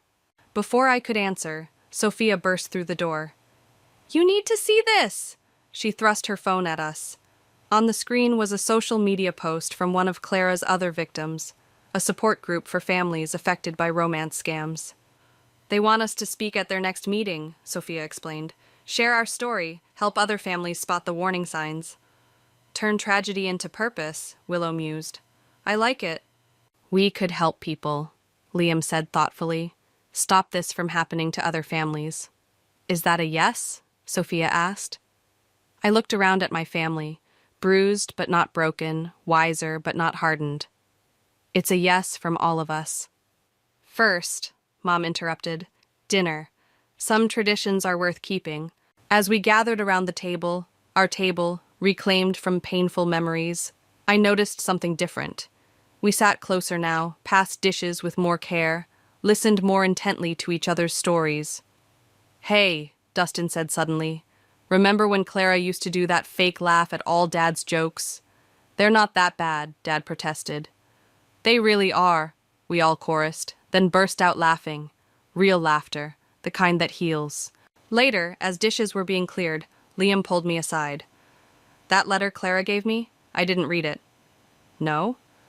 No, but I wrote my own. He handed me a sealed envelope. For the support group, about how sometimes the biggest act of love is telling the hard truth, even when no one wants to hear it. I hugged my brother, feeling his strength returning. Ready to help other families? Ready, he said firmly. Together. From the kitchen came the sounds of family. Dishes clinking, stories flowing, lives mending. Not perfect, but real. And in the end, that's what Clara never understood. Real love, real family, real trust. They don't need beautiful lies. They just need truth, time, and each other. The crystal flute slips from my fingers before I can catch it, shattering against the marble floor of the country club's reception hall. The sound pierces through the ambient chatter of Mia's engagement party, drawing all eyes to me. But I barely notice them. My attention is fixed on the darkened hallway where I just saw our father disappear with Vanessa. Are you okay? Luke touches my elbow, his voice low with concern. Fine, I manage, though my hands are trembling. Just being my usual clumsy self. A server appears with a dustpan, and I mutter apologies while backing away from the mess. My sister Mia floats over, radiant in her champagne-colored dress, her new diamond ring catching the light. Paisley, what happened? She asks, but I'm already moving toward the hallway. Bathroom, I call over my shoulder. Don't worry about me. The corridor is dim, lit only by wall sconces that cast more shadows than light. I hear them before I see them. Hushed voices around the corner, near the wine cellar entrance. You promised me, Robert. Vanessa's voice, usually honey-sweet in company, has an edge I've never heard before. The transfer needs to happen before the wedding. I know. Dad's words are slightly slurred. 3 hours into the party, and he's already drunk. But Mia's trust fund is none of your concern anymore. The steel in her tone makes my blood run cold. Remember our arrangement. I press myself against the wall, heart hammering. The clicking of Vanessa's heels grows louder, and I barely have time to duck into an alcove before she strides past. Even in profile, I catch the triumphant smile playing at her lips. Dad emerges a moment later, stumbling slightly. When he passes my hiding spot, I grab his arm. Jesus! He jerks back, then relaxes when he recognizes me. Paisley, you scared the hell out of me. What arrangement? I demand, keeping my voice low. What's going on with Mia's trust fund? He tries to pull away, but I tighten my grip. Nothing, just business discussion. Business? With your girlfriend of 4 months? The words taste bitter. The same girlfriend who's suddenly insisting on being involved in all our family events? You don't understand. Then explain it to me. I step closer, searching his face. His eyes are bloodshot, unfocused. Because from where I'm standing, it looks like she's manipulating you. Watch your mouth. He yanks his arm free, swaying slightly. Vanessa cares about this family. She's helping me get things in order. By discussing Mia's trust fund in secret, during her engagement party, I don't have to explain myself to you. His face hardens, the same expression he wore when he told us Mom wasn't coming back. Stay out of things that don't concern you. He pushes past me, leaving the sharp smell of whiskey in his wake. I stand there, trembling with anger and something else. Fear, maybe. Or recognition. I've seen that look in his eyes before, right before everything fell apart the first time. My phone buzzes. A text from Maya. Where are you? Mia's about to do the toast. I take a deep breath, straightening my dress. In the main hall, Vanessa stands beside my father, one perfectly manicured hand resting possessively on his arm. She catches my eye and raises her champagne glass in a mock salute. I force myself to smile back, but inside something shifts. A decision crystallizes. I won't let her destroy what's left of our family. I won't let her hurt Mia the way Mom's departure hurt us all. I'll find out what she's really after, no matter what it takes. And when I do, I'll make her regret ever setting foot in our lives. There you are, Mia appears, linking her arm through mine. Come on, I need my big sister for the toast. I let her pull me along, but my mind is already racing, plotting. Vanessa doesn't know it yet, but she just made a fatal mistake. She showed her hand too soon. 3 days after the engagement party, I sit across from Mia at our favorite cafe, watching her flip through wedding magazines while my coffee grows cold. The morning light catches her ring, and with each sparkle, I hear Vanessa's words echo in my head. The transfer needs to happen before the wedding. What about this one? Mia turns the magazine toward me, pointing at an elaborate centerpiece. Too much? It's perfect, I say automatically, though I barely glance at it. Hey, has Dad mentioned anything about the wedding budget? She shakes her head, still absorbed in the magazine. Not really, but Vanessa offered to help plan everything. Isn't that sweet of her? My stomach twists. Since when does she have a say in our family finances? Don't start. Mia's voice carries a warning. She makes Dad happy. When was the last time you saw him smile like that? Before I can respond, my phone buzzes. It's Maya. Found something. Call me ASAP. I need to take this, I say, standing. Work stuff. Outside, the street is busy with morning traffic. I duck into a quiet alley and call Maya. You're not going to believe this, she says without preamble. Remember how I said Vanessa's last name sounded familiar? She was involved in a lawsuit 3 years ago. Another wealthy man, similar situation. She dated him for 6 months. Then suddenly he transferred a huge sum of money to her right before having a mental breakdown. My hands start to shake. What happened? The family tried to press charges, but she had ironclad documentation showing he gave her the money willingly. She disappeared afterward, changed her name slightly. That's why it took me so long to find the connection. A text comes through from Luke. Your dad just called the office looking for financial advice. Everything okay? I have to go, I tell Maya. Keep digging. Back inside, Mia is on the phone, her expression troubled. Dad, slow down. What do you mean you're changing the venue? She looks up at me. But we already put down the deposit. Yes, I know Vanessa found a better place, but... I snatch the phone from her hand. Dad, what's going on? Paisley? He sounds agitated. Put your sister back on. This doesn't concern you. Like hell it doesn't. You're making decisions about her wedding without consulting her? Vanessa has connections. She's trying to help. By losing Mia's deposit, the venue she's dreamed about since she was 16? You don't understand, he snaps. Sometimes sacrifices are necessary for the greater good. What greater good? Your girlfriend's ego? The line goes dead. Mia stares at me, her eyes glistening. Why do you have to make everything worse? I'm trying to protect you. Protect? From what? The only person causing problems is you. She starts gathering her things. I know you miss Mom. I do too. But taking it out on Vanessa won't bring her back. The words hit like a slap. This isn't about Mom. Isn't it? She stands, magazine clutched to her chest. You've been looking for someone to blame since she left. Now you're seeing conspiracies everywhere because you can't handle Dad moving on. Mia, please. I want you to be my maid of honor, she cuts me off. But if you can't support Dad's happiness, if you can't at least try to accept Vanessa... She shakes her head. Maybe you shouldn't be involved in the wedding at all.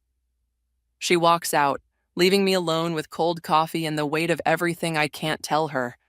My phone buzzes again. Another text from Luke. Your dad's asking about liquidating assets. Something about a time-sensitive investment opportunity. Should I be worried? I stare at the message, my resolve hardening. Vanessa thinks she's won, thinks she can isolate Dad and manipulate him into whatever scheme she's planning. But she doesn't know what I'm capable of. She doesn't know that I've already lost one parent to selfish choices. I won't lose another. My phone rings. It's Vanessa. I think it's time we had a chat, she says smoothly. Just us girls. I watch my knuckles turn white around the phone. Name the time and place. Her laugh is soft, dangerous. Oh, Paisley, this is going to be fun. The restaurant Vanessa chose for our chat screams old money, all dark wood and crystal chandeliers. She's already seated when I arrive, wearing a cream-colored suit that probably costs more than my monthly rent. Her smile doesn't reach her eyes. I took the liberty of ordering champagne, she says, gesturing to the bottle chilling beside our table. We should celebrate. Celebrate what? Your father's brilliant investment decision, of course. She pours 2 glasses. The papers will be signed tomorrow. My throat tightens. What papers? Just a small restructuring of assets. Robert's been so stressed about providing for Mia's future. I simply helped him see a solution. Maya's words echo in my head. Another wealthy man, Similar situation. A mental breakdown. I found your previous work, I say, watching her reaction. In Seattle, different name, same game. Her smile doesn't waver, but something flickers in her eyes. Careful, Paisley. False accusations can be quite dangerous. So can stealing from my family. Stealing? She laughs softly. Everything your father's doing is completely legal. In fact, she slides a folder across the table. See for yourself. Inside are financial documents, all bearing Dad's signature. Recent dates. My hands shake as I read the details. Property transfers, investment authorizations, power of attorney forms. He signed these while drunk, didn't he? He signed them because he trusts me. Vanessa leans forward. Unlike you, I actually want what's best for him. My phone buzzes. A text from Luke. Your dad just fired me as his financial advisor. Here's what's going to happen, Vanessa continues. You're going to stop digging. Stop poisoning Mia against me. Stop interfering with your father's choices. Or what? Or I'll have to tell Mia about the real reason your mother left. She takes a delicate sip of champagne. About your role in destroying their marriage. The room spins. You're bluffing. Am I? Your father talks quite a bit when he drinks. About the night he found those emails. About how his perfect daughter helped her mother plan her escape, helped her empty the accounts. I was protecting her from him. I snap too loudly. Other diners turn to stare. And now you're protecting Mia? Vanessa's voice drips with mock sympathy. How noble.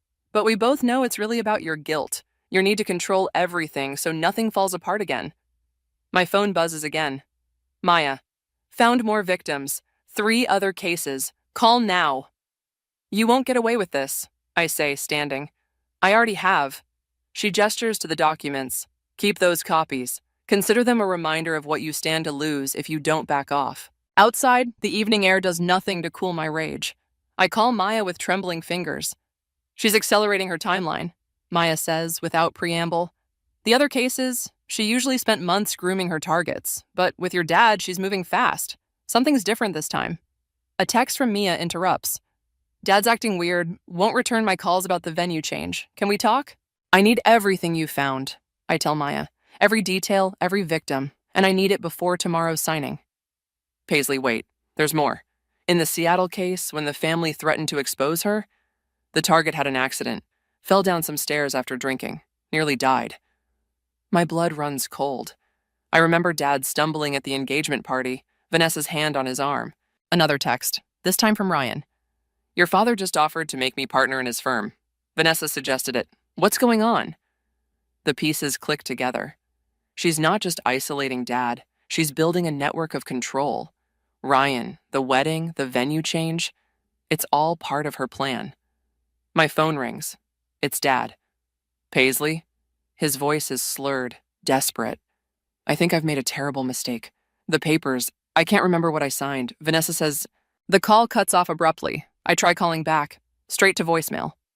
A final text appears, from Vanessa. Your father's not feeling well. Don't worry, I'll take good care of him. Remember our chat. I flag down a taxi, my mind racing. She thinks she's won, thinks her threats will keep me quiet. But she doesn't understand. I've spent 10 years carrying the weight of one parent's destruction. I won't watch another fall. This time, I'm not running away. This time, I'm fighting back. And I know exactly where to start. Dad's house looms dark against the evening sky as I pull into the driveway. No lights except for a faint glow from his study window. My key still works in the lock, though the silence inside feels wrong. No TV noise, no clinking of ice in a whiskey glass. Dad? My voice echoes through the empty rooms. It's Paisley. The study door stands ajar. Papers litter the floor, drawers hang open, and the safe behind his desk is exposed. Empty. Dad slumps in his chair, head in his hands. You shouldn't be here. His voice is rough, defeated. Your phone call was a mistake. He won't look at me. Everything's fine. Vanessa's taking care of things. I pick up a scattered document. Property deed transfers, bank statements, power of attorney forms, all signed in his shaky hand. Taking care of things like she did in Seattle, and Portland, and Chicago. His head snaps up. What are you talking about? I know about the others, Dad. The men she destroyed, the families she tore apart. I spread the evidence on his desk. Maya's research, the newspaper clippings, the court documents. This is what she does. He stares at the papers, something flickering in his bloodshot eyes. You don't understand. She's different with me. She loves you? The words taste bitter. Like she loved James Harrison before he lost everything? Or Michael Chen before his accident? Stop. He stands abruptly, swaying. You're just like your mother, always thinking you know best, always trying to control everything. Because you're not in control anymore. Look at yourself. The study door creaks. Vanessa stands there, elegant in black, her smile sharp as a blade. I thought I heard voices. Get out, I tell her. It's over. She laughs softly. Over? Oh, sweetheart. We're just getting started. She moves to Dad's side, proprietary. Show her the papers, Robert. Tell her our wonderful news. Dad won't meet my eyes as he pulls out another document. My hands go numb as I read it. A marriage license dated for next week. A double wedding, Vanessa says. Won't it be lovely? Mia and Ryan, your father and me, one big happy family. You're insane. No, I'm practical, and you're becoming a problem. She runs her fingers through Dad's hair. Tell her about the trust fund, darling. About our plans for the firm. What trust fund? My voice sounds distant, strange. Mia's, of course, and yours. Dad's words slur slightly. Vanessa showed me how to restructure everything. For protection. Protection from what? From you. Vanessa's voice hardens. Your father finally sees the truth about what happened with your mother. About your betrayal. My phone buzzes. A text from Maya. Found connection between Vanessa and Ryan. It's worse than we thought. Call now. You're not going to win, I tell Vanessa. I won't let you. But you already lost. She pulls out her phone, shows me a video. Security footage from 10 years ago. Mom and me at an ATM, withdrawing money the night she left. Imagine how Mia will feel, knowing her perfect sister helped destroy their family. Imagine what this will do to her wedding plans. Dad stares at the footage, his face crumpling. Paisley, how could you? I was protecting her, I whisper, from what you'd become. And now I'm protecting this family from you. Vanessa's smile is triumphant. Leave. Don't contact Robert or Mia. Don't interfere with the weddings, or everyone will know exactly what kind of person you really are. My phone buzzes again. Luke. Ryan just cleared out the joint account with Mia. Something's wrong. I look at Dad, seeing the shell he's become. At Vanessa, wearing Mom's old pearls like a trophy. At the video playing on repeat. Proof of a past I can't escape. Tick-tock, Vanessa says softly. Make your choice. I turn and walk out, my steps echoing through the empty house. But as I reach my car, I send 2 texts. To Maya. Tell me everything about Ryan. Now. To Luke. Meet me at the office. Bring the files from Dad's last audit. I know how to stop her. Because Vanessa made one crucial mistake. She thinks she's fighting the scared teenager who helped her mother run away. But I'm not running anymore. I'm burning it all down. Maya's office is a war room of evidence by midnight.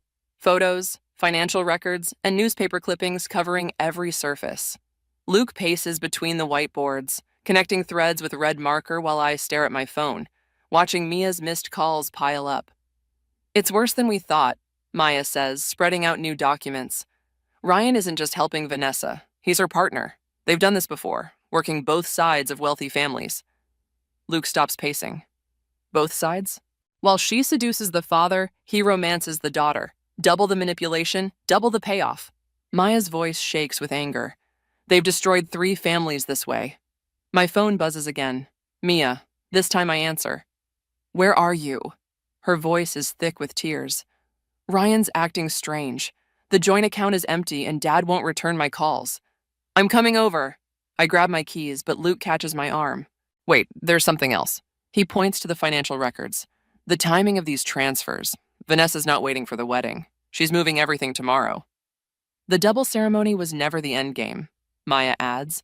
It's a distraction. While everyone's focused on wedding drama, they'll clean out both accounts and disappear. The realization hits like ice water, just like they did in Seattle. My phone chimes with a text from Vanessa. Tick-tock, remember our deal. Another from Ryan. Mia's asking questions. Handle it or I will. I have to tell her, I say, moving toward the door. If you do, Vanessa releases the video of you helping your mom, Maya warns. Your relationship with Mia might never recover. And if I don't, my voice cracks. She loses everything anyway. Luke's computer pings with an alert. His face goes pale. They just initiated another transfer from your father's business account. 5 million, moving offshore. My phone rings. Dad this time. When I answer, his words are slurred, panicked. The papers, the ones I signed, Paisley, I can't remember what I agreed to. Where are you? Home. Vanessa's here. She says everything's fine, but...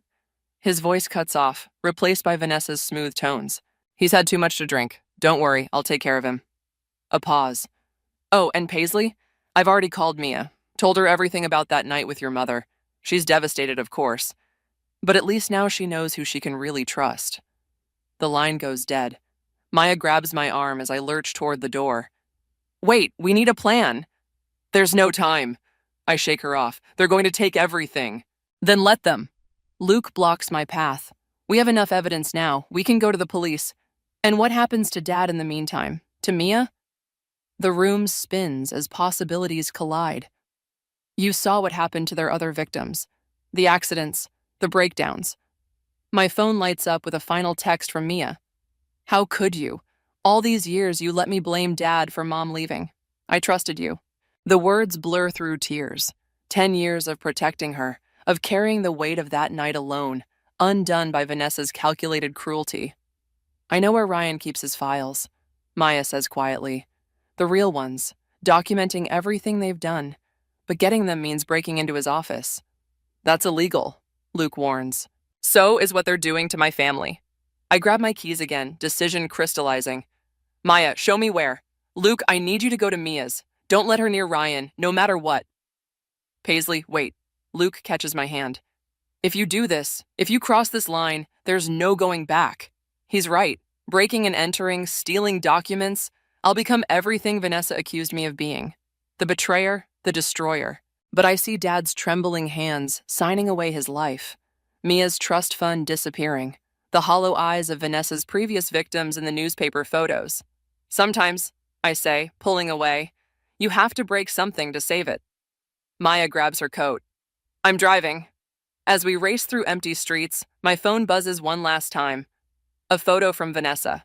Dad passed out at his desk, papers scattered around him, an empty whiskey bottle nearby. The caption reads, like father, like daughter, both so easy to destroy. She thinks she's won, thinks she's broken us beyond repair, but she doesn't understand what she's really done. She's made me stop caring about what I'll lose. Now I only care about what she'll pay.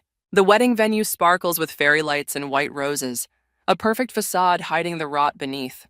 I stand in the shadows of the garden, watching the rehearsal dinner through floor-to-ceiling windows. Mia sits between Ryan and Vanessa, laughing at something I can't hear. Dad's chair is empty. My phone vibrates. Luke, police won't move without more evidence. The files we took aren't enough. Another message from Maya. Hospital called. Your father's been admitted. Alcohol poisoning. The world tilts sideways. I grip a stone pillar to stay upright, my other hand already dialing Mia's number. Straight to voicemail. Inside, Vanessa rises to make a toast. Even through the glass, I can see her triumphant smile as she places a hand on Mia's shoulder. Ryan catches my eye through the window, his expression a clear warning. I thought I'd find you skulking out here. I spin around. Vanessa stands in the garden doorway, champagne flute in hand. Shouldn't you be at the hospital? My voice sounds strange, distant. Oh, Robert's fine. Just needed some rest. She moves closer, predatory grace in every step. Unlike you. You look terrible, dear. All this plotting and scheming must be exhausting. Where are the transfer documents? She laughs softly. In a safe place, along with proof of your little breaking and entering adventure last night. Her smile sharpens. Did you really think I wouldn't have cameras in Ryan's office? My hands shake. You won't get away with this. I already have. She sips her champagne. The money's moved, the papers are signed. And tomorrow, while you're sitting in a jail cell for corporate espionage, your sister will marry my partner, and I'll legally control everything your father owns. The garden door opens again. Mia steps out, her engagement ring catching the light. What's going on? She looks between us, frowning. Paisley, what are you doing here? I told you. She was just leaving. Vanessa cuts in smoothly. Weren't you, dear? Mia, please. I step forward. Dad's in the hospital. You need to... Stop. Mia's voice cracks. Just stop trying to ruin everything. Haven't you done enough? Listen to me. Ryan and Vanessa, they're working together. They've done this before. Security? Vanessa calls out. We have an uninvited guest. 2 guards appear at the garden entrance. Behind them, I see Ryan approaching, phone in hand. I'm calling the police, he says. Breaking and entering, theft of corporate documents, harassment. Mia stares at me, tears in her eyes. You broke into Ryan's office? To protect you! The words tear from my throat. They're going to take everything. The trust fund, Dad's company, all of it. The only person trying to destroy this family is you.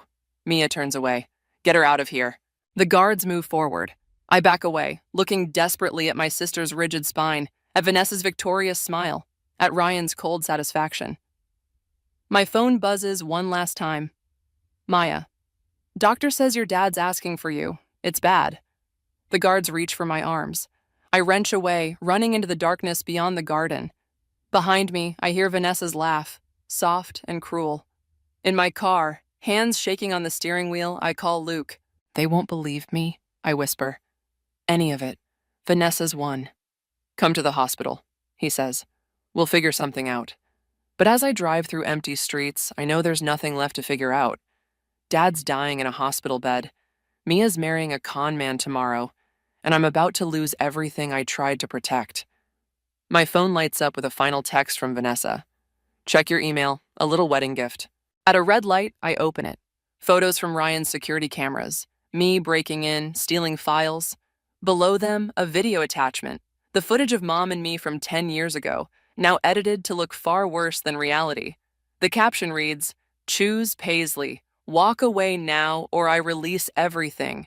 Your sister's wedding day becomes the day her whole world burns down. Your choice. The light turns green. In the distance, hospital lights blur through my tears. I have to make a decision. Save what's left of my family's reputation, or burn it all down trying to expose the truth. Either way, Vanessa wins, and I lose everything. The hospital corridor stretches endless and white as I approach Dad's room. Through the half-open door, I hear Vanessa's voice, soft and threatening. Just sign here, Robert. One last paper, then you can rest. I push the door open. Dad lies pale against starched sheets, an IV dripping steadily into his arm. Vanessa stands over him, documents spread across the bedside table.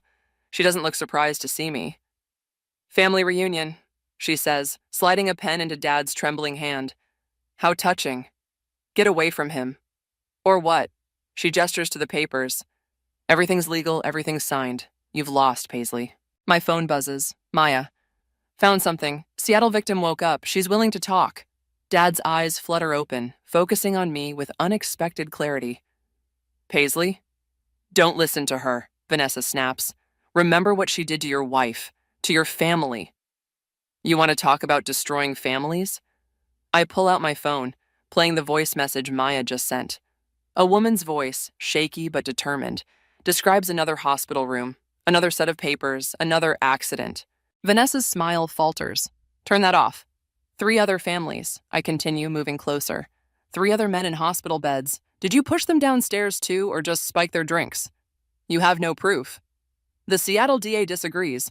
I show her my screen, Maya's email with the arrest warrant. They're reopening the case. Ryan's already talking to save himself. Her hand twitches toward her purse. I reach it first, dumping the contents. A small vial rolls across the floor. Clear liquid, no label. Insurance policy? I kick it away. Like the one you used on Dad? Paisley. Dad's voice is weak but urgent. The safe behind the painting. Vanessa lunges for her purse again. I grab her wrist, feeling something crumple in her sleeve. More papers. As we struggle, the hospital room door opens. What's going on? Mia stands there in her wedding dress, mascara streaked down her cheeks. Ryan's been arrested. The police are everywhere. Your sister's lying, Vanessa says quickly. She's trying to ruin everything, just like she did with your mother. Our mother left, Mia cuts her off, because Dad was drinking himself to death. I found her letters in your desk, the ones you kept from us, the real story. She looks at me, eyes shining. You didn't make her leave. You tried to save her. Vanessa's composure cracks. You stupid girls. You have no idea what I've sacrificed, what I've built. I won't let you destroy everything. She shoves past me, reaching for Dad's IV line. I tackle her, both of us crashing into the medical equipment. Alarms blare. The papers in her sleeve scatter. transfer documents, power of attorney forms, all forged with practiced precision. Security rushes in as Vanessa claws at my face. Through the chaos, I hear Dad's voice, stronger now. I remember, he says. The papers, what you made me sign, I remember everything. Vanessa goes still. In her eyes, I see something I recognize. The desperate need to control, to win at any cost. The same hunger for revenge that's been driving me. You're just like me, she hisses as security pulls her away, willing to burn it all down to get what you want. I watch them lead her out, her perfect facade crumbling. My phone buzzes one last time. Luke, police found the rest of the evidence in Ryan's office. It's over. But is it? I look at Dad, frail in his hospital bed. At Mia, beautiful and broken in her wedding dress. At the scattered papers documenting Vanessa's careful destruction of our family. I'm sorry, I whisper, not sure who I'm talking to. Maybe all of them. Maybe myself.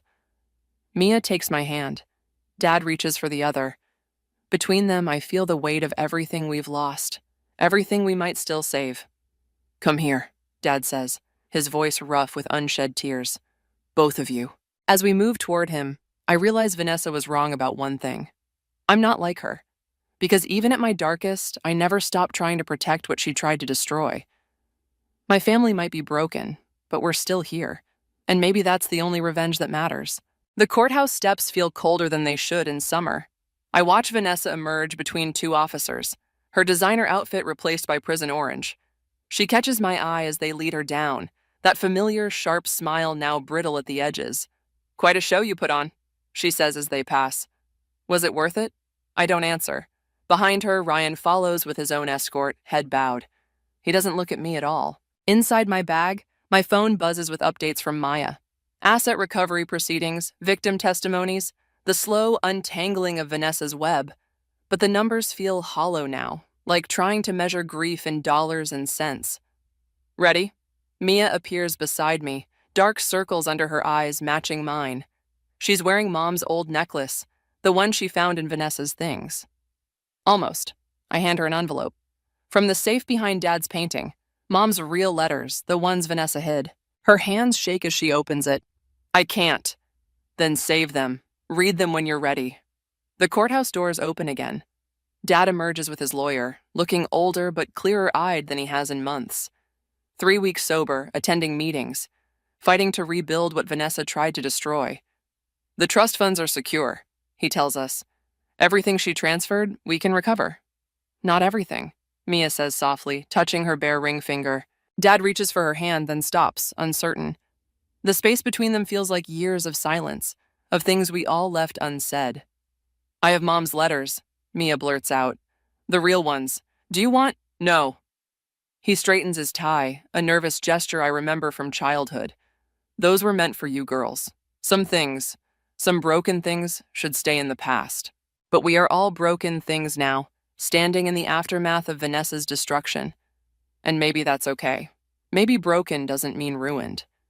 Luke waits by his car, watching me with careful eyes. He's held space for my rage, my revenge, my redemption. Never pushing, never pulling away. The Seattle victim called, he says as I approach. She wants to thank you. I didn't do it for thanks, so I know. He touches my cheek where Vanessa's nails left a fading scar. You did it because you couldn't walk away, even when you should have. Like mother, like daughter, I murmur. But the old bitterness feels different now, lighter. Dad and Mia join us, awkward but trying. There's talk of dinner, of small steps forward, of building something new from the wreckage of what was lost. My phone buzzes one last time, a message from an unknown number. You think this is over? You're more like me than you know. V. I delete it without responding. She's wrong about us being alike. Not because I'm better or stronger, but because I chose differently. Chose family over vengeance, even if that family is scarred and imperfect. Dr. Linda has openings, Dad says suddenly, for family sessions, if you both want. The words hang there, fragile as trust. Mia looks at me, then back at the courthouse where Vanessa's ghost still lingers.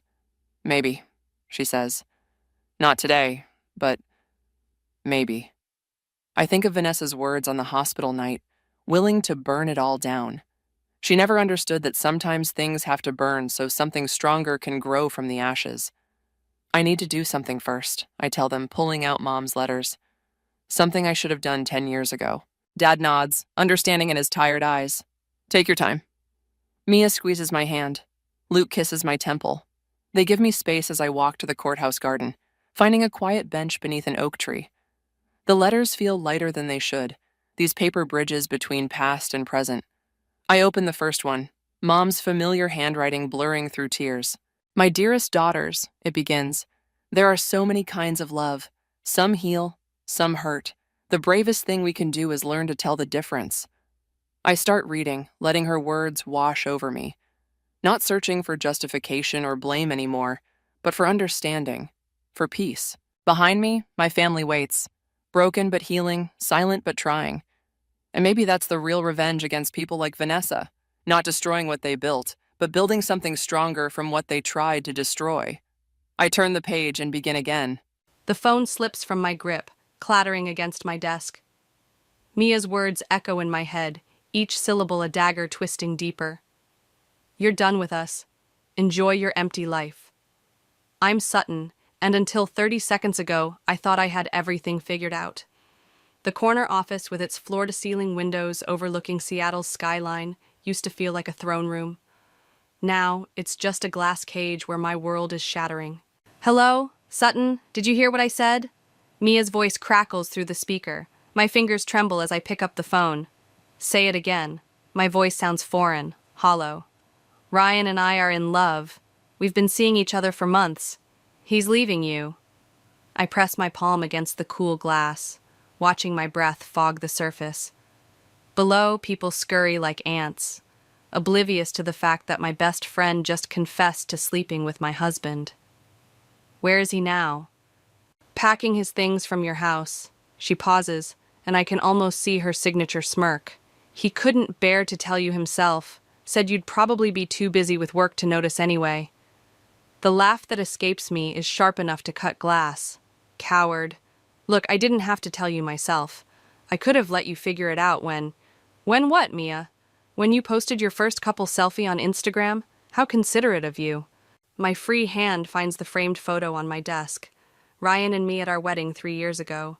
His arms around my waist, both of us laughing at something Mia had said behind the camera. Mia, my maid of honor. Mia, who'd helped plan every detail of that day.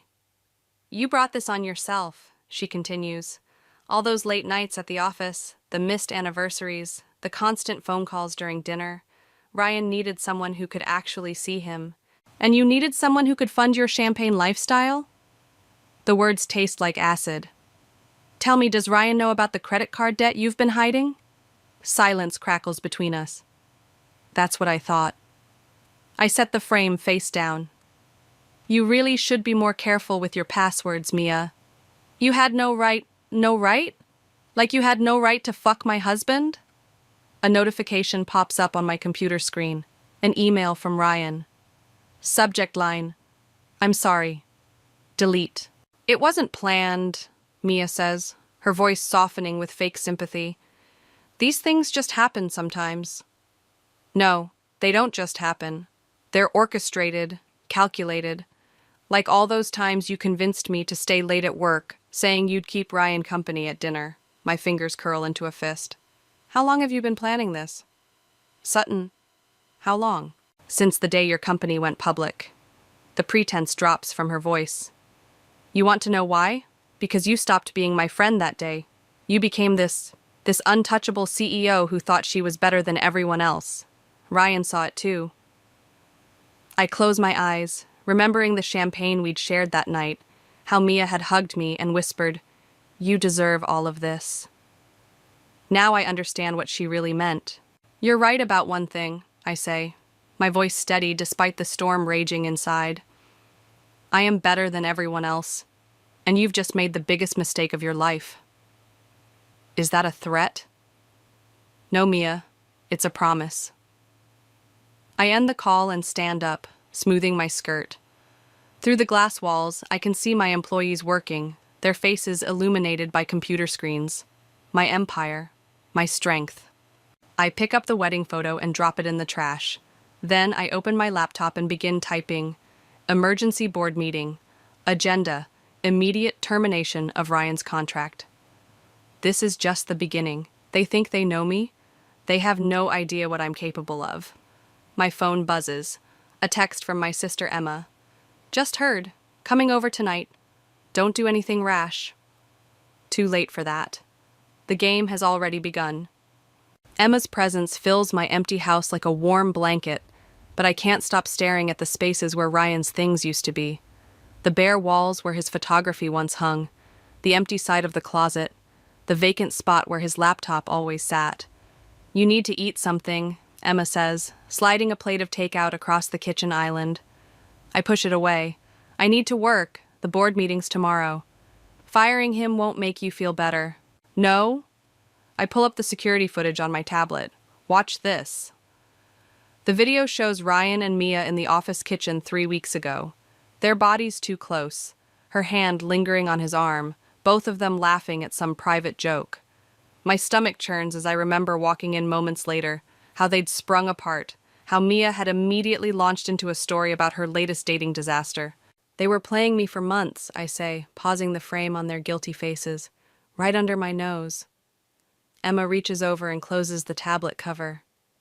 You're torturing yourself. I'm gathering evidence. For what? Your revenge fantasy? She leans forward, her eyes searching mine. This isn't you, Sutton. You're not vindictive.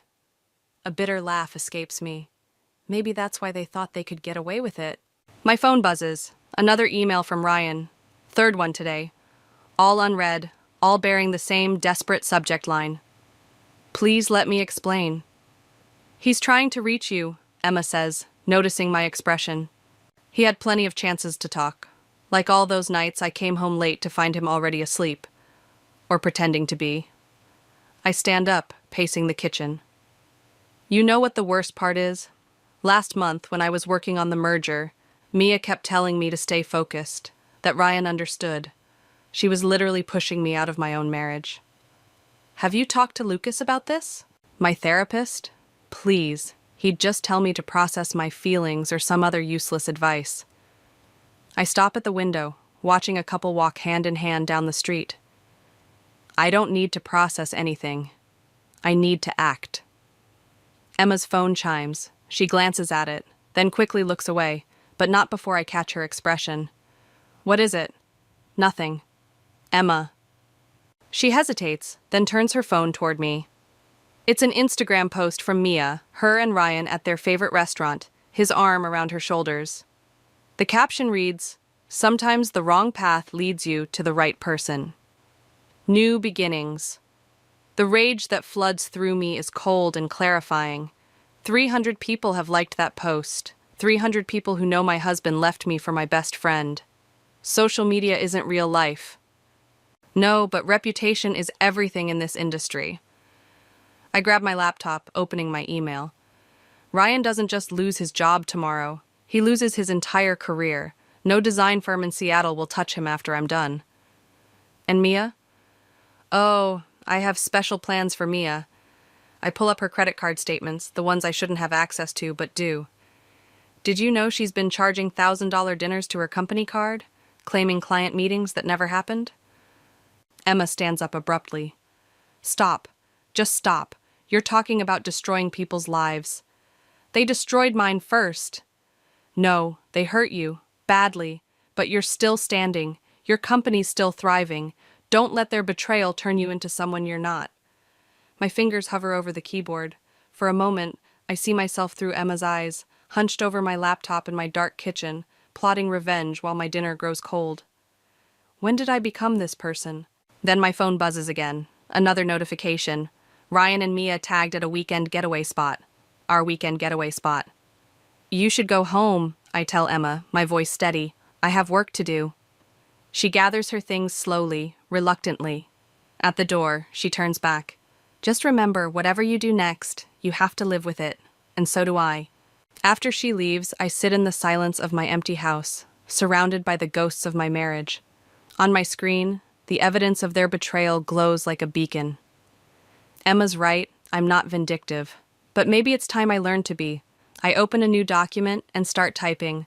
Board meeting agenda, immediate security concerns, and corporate espionage review. By morning, Ryan won't know what hit him. And that's just the beginning.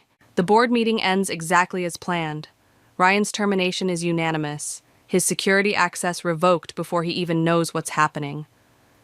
I watch through my office window as security escorts him out, box of belongings in his arms. He looks up, meets my eyes. I don't look away. My phone lights up with an incoming call from Lucas, third one this week. I silence it, turning instead to my laptop where I've been running data recovery software on Ryan's company devices. That's when I find them, hundreds of deleted messages between him and Mia dating back 8 months. I start reading, each message like swallowing broken glass. S is working late again. Come over? Missing you already. Yesterday was perfect. We need to be careful. She's getting suspicious. Don't worry, I know exactly how to handle her. The timestamps tell their own story. Messages sent during our anniversary dinner when Ryan claimed food poisoning. During the weekend, I was closing the merger. During my father's funeral. A knock at my door. Emma enters without waiting for a response. You couldn't even give him a chance to resign? I keep scrolling through messages. He gave up that chance when he started sleeping with my best friend in my house. The board meeting was overkill. Everyone's talking. Good. I turn the laptop toward her. Read these.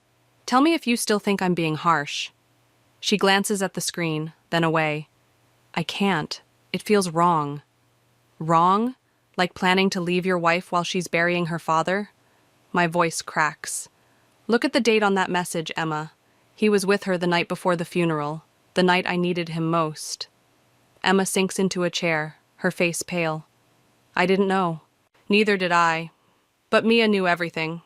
She was playing both sides, pushing us apart while pretending to help. I pull up another window. Want to know what else I found? She's been embezzling from her company for months. Designer clothes, luxury hotels, all charged to her corporate card under fake client meetings. How did you get access to... Does it matter? I stand up, pacing.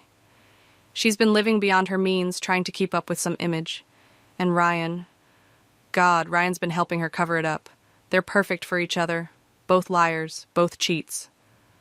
My phone buzzes again. A text from Mia. We need to talk, in person. Emma reads it over my shoulder. Don't go. Why not? I'd love to hear her explain these expense reports to her boss. I grab my coat. Or maybe I'll ask about the offshore account she opened last month. Sutton, stop. Emma grabs my arm. You're starting to scare me. This isn't justice, it's obsession. I shake her off. You don't understand. This isn't just about the affair. They plotted this, Emma. Every time Mia convinced me to work late, every time she offered to keep Ryan company, she was orchestrating this, and I let her. So what's your end game? Destroy their lives? Then what? My phone chimes with an email alert. It's from Ryan's personal account, sent to his entire contact list, including our mutual friends and industry connections. Subject: the truth about Sutton. I open it, my hands shaking. I need to tell my side of the story. Sutton isn't the victim she pretends to be. Ask her about the company's real financial statements. Ask her what really happened to her last partner. The blood drains from my face. He wouldn't dare. What's he talking about? Emma asks. I close the email, my mind racing. Nothing. He's desperate, trying to save his reputation. But we both know it's more than that. Ryan knows things. Things I've never told anyone, not even Emma. Things that could destroy everything I've built.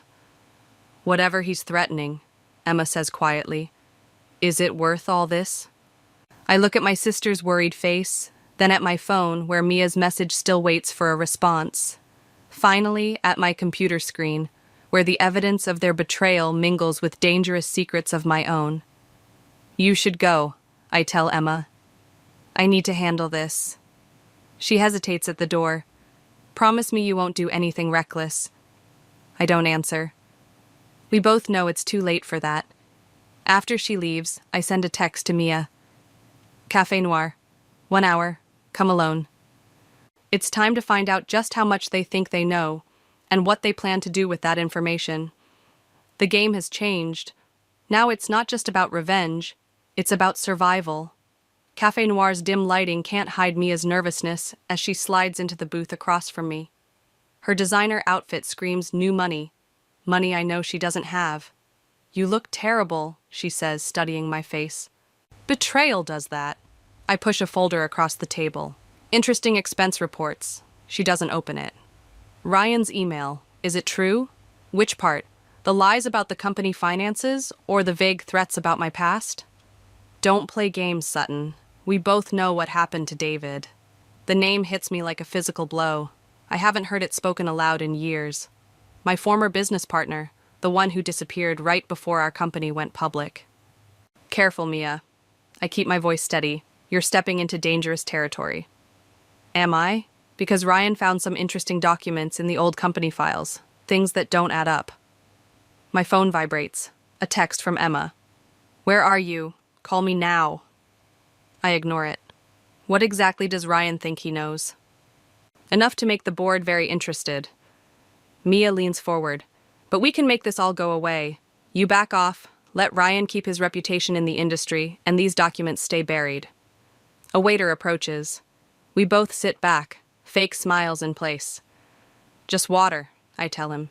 She was leaving. Actually, Mia says, I'll have a champagne. Might as well celebrate my leverage. After he leaves, I open my laptop. Before you get too comfortable, take a look at this. I turn the screen toward her. Her face pales as she recognizes her own bank statements, the transfers to offshore accounts, the falsified client meetings. How did you... The same way Ryan accessed those old files. Amazing what people leave unprotected. I close the laptop. So here's my counteroffer. You and Ryan disappear. No social media, no industry contacts, no attempts to expose anything. Or I send these to your boss, the IRS, and every news outlet in Seattle. Her champagne arrives. She doesn't touch it. You wouldn't. Try me. I stand up. Oh, and Mia?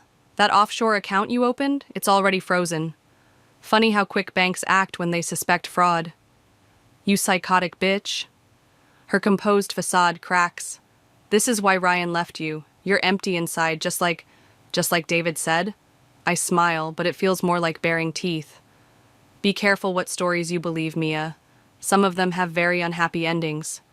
My phone buzzes again. Emma, then Lucas, then Emma again. Something's wrong.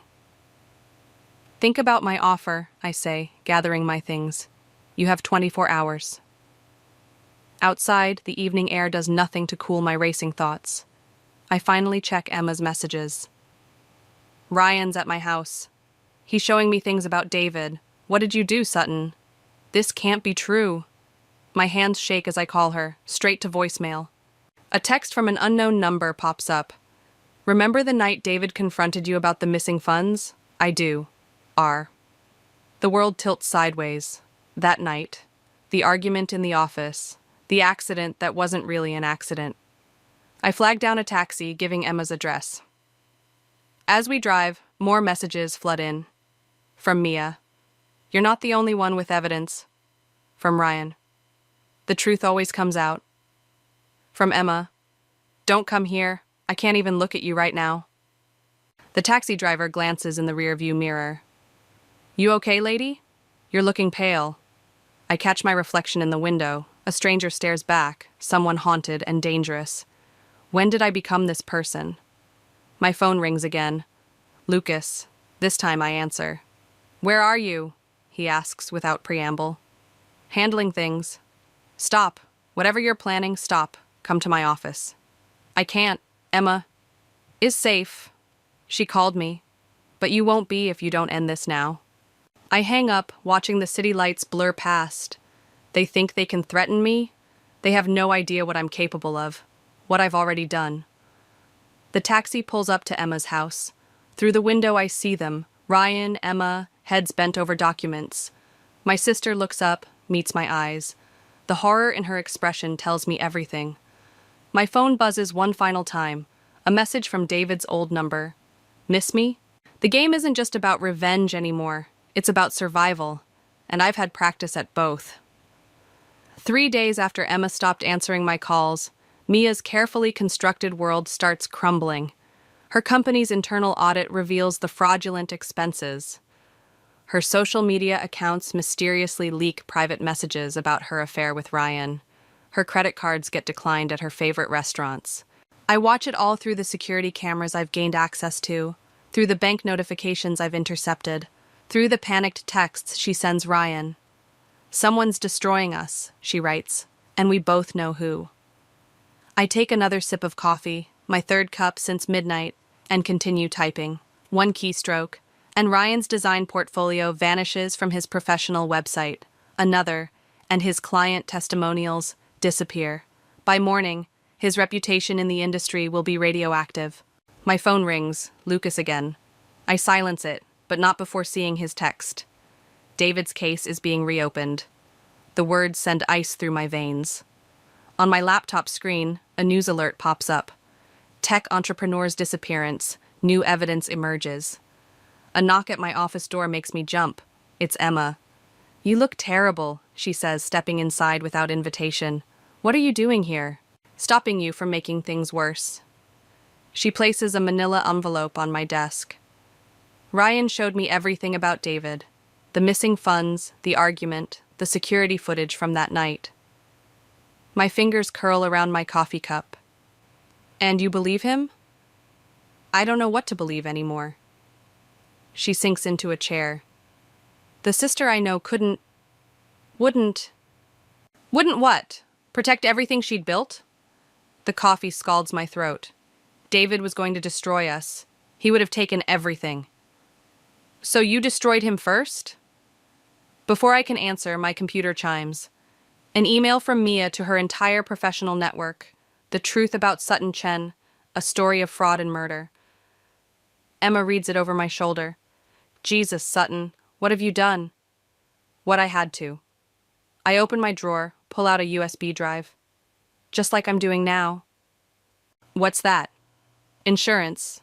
I plug it in, start uploading files. Every dirty secret, every hidden transaction, every lie they've ever told. By morning, Mia and Ryan won't have a reputation left to salvage. "And what about your reputation?" Emma grabs my wrist. "Your company? Your life?" "They started this." "No, you escalated it. The affair was bad enough, but this?" She gestures at my screens. "You're not just destroying them, you're destroying yourself." My phone buzzes. A text from an unknown number. "Parking garage, 20 minutes. Come alone, or David's autopsy photos go public." Emma sees it. "Don't go." I have to. I stand, gathering my things. They want to play hardball? Fine, I invented the game. "This isn't a game." Emma blocks the door. "Ryan showed me the security footage. I saw what happened with David. Please, just stop. Turn yourself in before... Before what? Before I lose everything?" I laugh, but it sounds hollow. "I already have. Now I'm just making sure they lose everything too." "Then you'll lose me as well." Her voice breaks. "I can't watch you become this person." Another text. 15 minutes. Clock's ticking. I move past Emma toward the door. She grabs my arm one last time. "Whatever happened with David," she whispers. "Whatever you did, it's not too late to make different choices now." For a moment, I see myself through her eyes. Sleepless, obsessed, dangerous. When did revenge become more important than redemption? But then my phone lights up with another message, this time from Ryan. "Time to face your past, Sutton, just like David did." "I'm sorry," I tell Emma, pulling away. "Some choices can't be unmade." In the elevator down to the parking garage, I check the USB upload, 89% complete. By the time they realize what I've done, it'll be too late. Their lives will be in ruins, just like mine. The garage is dark, quiet. My heels echo on concrete as I walk deeper into the shadows. Somewhere ahead, answers wait. Or maybe just more questions. My phone buzzes one final time. A message from David's old number. "Ready for a reunion?" I straighten my spine, check my weapon, and step forward into the darkness. They want to expose my secrets? Fine. Let's see if they can survive their own. The parking garage echoes with footsteps that aren't mine. I grip my phone tighter, its screen illuminating a message I've read 20 times. Level P3, space 23. The same spot where David confronted me 3 years ago. They're both waiting. Mia perched on the hood of her luxury car, Ryan standing beside her with his arms crossed. The security camera above them is dark. Of course. Dramatic choice of location, I say, stopping just out of reach. We thought it was fitting. Mia's smile is razor sharp. Given the history. Ryan holds up a USB drive. Complete copy of the security footage from that night. The real footage, not the edited version you submitted to the police. My throat tightens. You're bluffing. The camera caught everything, Sutton. His voice cracks. The argument about the missing millions, the push, the way you watched him fall. He was stealing from us. He was exposing your fraud, Mia cuts in, just like we're about to do. A door slams somewhere above us. Footsteps echo. My hand inches toward my purse, toward the gun inside. Don't, Ryan warns. Emma's already at the police station with copies of everything. The betrayal hits like a physical blow. Emma wouldn't. She did, after I showed her the truth. He steps forward. It's over, Sutton. The carefully constructed lie you've been living, it ends tonight. My phone buzzes. A news alert. Breaking, new evidence in tech entrepreneur's death. CEO under investigation. How does it feel? Mia slides off the car. Watching your perfect life collapse? That's what you did to us. Destroyed my career, Ryan's reputation. After you destroyed my marriage. Your marriage? She laughs. You destroyed that yourself. All those nights working late, building your empire on stolen money and lies. Ryan was just collateral damage in your grand ambition. Like David? Ryan adds quietly. The garage feels smaller suddenly, the shadows deeper. I hear Emma's voice in my head. It's not too late to make different choices. But it is. It has been since that night with David. What do you want? My voice sounds foreign, desperate. A confession. Ryan holds up his phone, recording. The truth about David, about the company's finances, about everything. Or the footage goes public in 10 minutes. Mia checks her watch. Tick-tock. Another set of footsteps echoes through the garage, multiple sets, getting closer. Time's up, I say, reaching for my purse. Don't. Ryan lunges forward. Everything happens at once. My purse drops, spilling contents across the concrete. Mia screams. Ryan grabs my arm, and through the chaos, a familiar voice. Sutton, stop! Emma emerges from the shadows, Lucas beside her. Behind them, police officers move into position. You brought the police? Mia backs away. No, Emma says. I brought help, because this needs to end before someone else gets hurt. Lucas steps forward, hands raised. Sutton, listen to me. Whatever happened with David. Shut up! My voice echoes off concrete walls. All of you, just shut up! My phone lights up again. Another news alert. Then another. The story's breaking. Everything I built, everything I protected, crumbling in real time. It wasn't supposed to be like this, I whisper. No, Emma agrees, moving closer. But it's not too late to tell the truth. I look at them all. Ryan, who I loved and lost. Mia, whose betrayal started this spiral. Emma, trying to save me from myself. Lucas, who saw this coming but couldn't stop it. The truth. Such a simple word for such a complicated thing. My phone buzzes one final time. A message from David's number. Time's up. But it's not David. It never was. The number traces back to Ryan's phone. His final manipulation. His way of pushing me toward this moment. Okay, I say quietly. You want the truth? About David? About everything? Emma steps forward, hope in her eyes. Yes. I straighten my spine, smooth my skirt. CEO to the end. Then you should know. A gunshot echoes through the garage, and everything goes dark. The fluorescent lights of the hospital room buzz like angry wasps. My shoulder throbs where the bullet grazed me, but it's nothing compared to the pain of seeing David sitting in the chair beside my bed. You're supposed to be dead, I whisper. He looks older, thinner, but unmistakably alive. Disappointed? Before I can respond, Emma appears in the doorway, followed by Lucas. Their faces are masks of concern and something else. Resignation. You knew, I say to Emma, all this time? I found him 6 months ago. She won't meet my eyes. Living in Vancouver under a new name, he told me everything. Not everything. David leans forward. You never told them about the second set of books, did you, Sutton?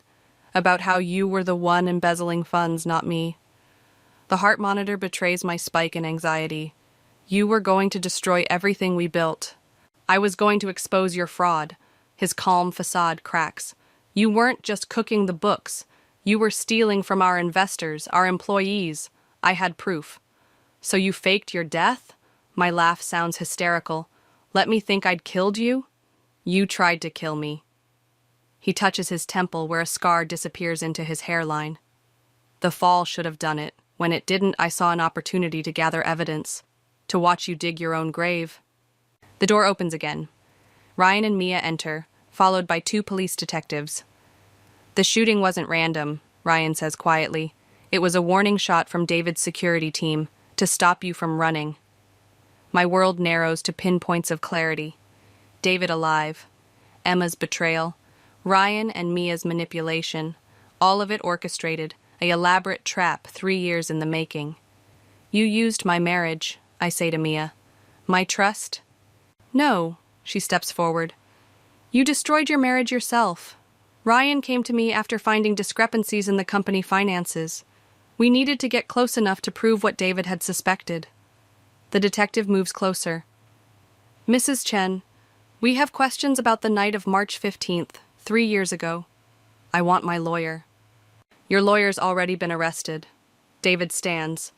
The whole house of cards is falling, Sutton. The SEC is investigating. The board has called an emergency meeting. It's over. Nothing's over. I reach for my phone, but Emma holds it up. Looking for this? I already disabled the dead man's switch you set up. The files you were going to release about Mia and Ryan? Deleted. My last leverage? Gone. I close my eyes, seeing the empire I built crumbling around me. Why now? Because of what you did to Ryan, David says. Using our old playbook against innocent people? That crossed a line. Innocent? I look at Ryan, at Mia. They betrayed me. To expose a murderer, Ryan counters. Everything else, the affair, the social media drama, it was staged to push you into making mistakes. And it worked. The detective steps forward with handcuffs. Mrs. Chen, you're under arrest for attempted murder, fraud. Wait. Emma moves to my bedside. There's another way. Tell the truth, Sutton. All of it. Help the investigation. Maybe then... Maybe what? I go to prison for slightly less time? I laugh, but it comes out as a sob. You were supposed to be on my side. I am. That's why I helped stop you before you killed someone else. The truth hits harder than the bullet. I've lost everything. My company, my freedom, my sister's loyalty. Even my revenge was just another manipulation. Fine. I hold out my wrists. You want the truth? About the fraud? About David? About everything? They all lean in. David, Emma, Ryan, Mia, the detectives, waiting for confession or justification or perhaps just an ending to this 3-year game. I look at each of them, these players in my tragedy. The truth is, I'd do it all again. Because none of you understand what it takes to build something from nothing, to protect it at any cost. The handcuffs click shut. That's where you're wrong, David says quietly. We understood perfectly. That's why we had to stop you. As they lead me out, Emma touches my arm one last time. Was it worth it, all this revenge? I don't answer, but in the reflection of the hospital window, I finally see myself clearly. Not a victim, not a hero, but something far more dangerous. A monster of my own making. The prison visiting room smells like industrial cleaner and stale coffee. Emma sits across from me, her fingers tracing patterns on the metal table between us. Neither of us has spoken for 5 minutes. The board approved the merger, she finally says. David's running things now. I nod, unsurprised. My empire built from nothing, now belongs to the man I tried to kill. Poetic justice. Ryan and Mia broke up, she continues. Turns out their relationship wasn't quite as fake as they claimed. Real feelings developing during a long con. I almost smile. How inconvenient. Lucas asked about you. My therapist, the one who helped set me up? He was trying to prevent exactly this. Emma gestures at my prison uniform. We all were. The guard shifts in the corner, checking his watch. Our time is running out. Why are you here, Emma? She pulls an envelope from her bag. They found this in David's old office, behind a loose panel. She slides it across the table. It's the original contract, the one that proves he was embezzling funds before you ever touched the books. My hands shake as I open it. The evidence that could have saved me, hidden away all this time. Does anyone else know? No, and it doesn't matter now. The statute of limitations expired last month. Of course it did. Another perfect move in David's perfect game. What do you want me to do with this? Nothing. Emma takes the envelope back. I just wanted you to know that you weren't completely wrong about David, about the company. You were just wrong about how to handle it. The guard steps forward. Time's up. I stand, but Emma grabs my hand. I found Mom's old journals, the ones from when Dad left. She wrote about revenge, too, about making him pay. But in the end, she chose to let go, to build something new instead. And look how well that turned out. I pull away. She died alone. No, she died at peace. There's a difference. As the guard leads me back to my cell, I think about peace, about revenge, about the thin line between justice and vengeance. In my cell, a letter waits on my bunk. Mia's handwriting. I almost throw it away, but something stops me. I loved him, she writes. Maybe not at first, when it was just about exposing you. But I loved Ryan, and now I've lost him too. So I guess we're even. We both lost everything we tried to protect. Below her signature is a P.S. David's not as clean as he pretends. The new books don't quite balance either. I read it 3 times before flushing it down the toilet. That night I dream of the parking garage, of David falling, of Emma's disappointment, of Ryan's betrayal, of Mia's triumph turned to ashes. But mostly, I dream of balance sheets, of numbers that don't quite add up, of patterns hidden in plain sight. My lawyer visits the next morning. They're offering a deal. Testify about the original fraud, serve 5 years instead of 15. Tell them no. Sutton. Tell them I'll wait. I press my palm against the visiting room glass. Some games take time to play out. He sighs, gathering his papers. You're still thinking about revenge? No. I smile, thinking of Mia's letter, of Emma's revelation, of David's imperfect books. I'm thinking about justice, the slow kind. Because here's what they all forgot. I built an empire once. I can build another. And this time, I'll do it right. Not for revenge, not for power, for the truth. Back in my cell, I start writing. Not a confession, not an apology, but a map, a plan, a future. Because Emma was wrong about one thing. Mom didn't die at peace. She died with a secret smile and a hidden account in the Caymans that Dad never found.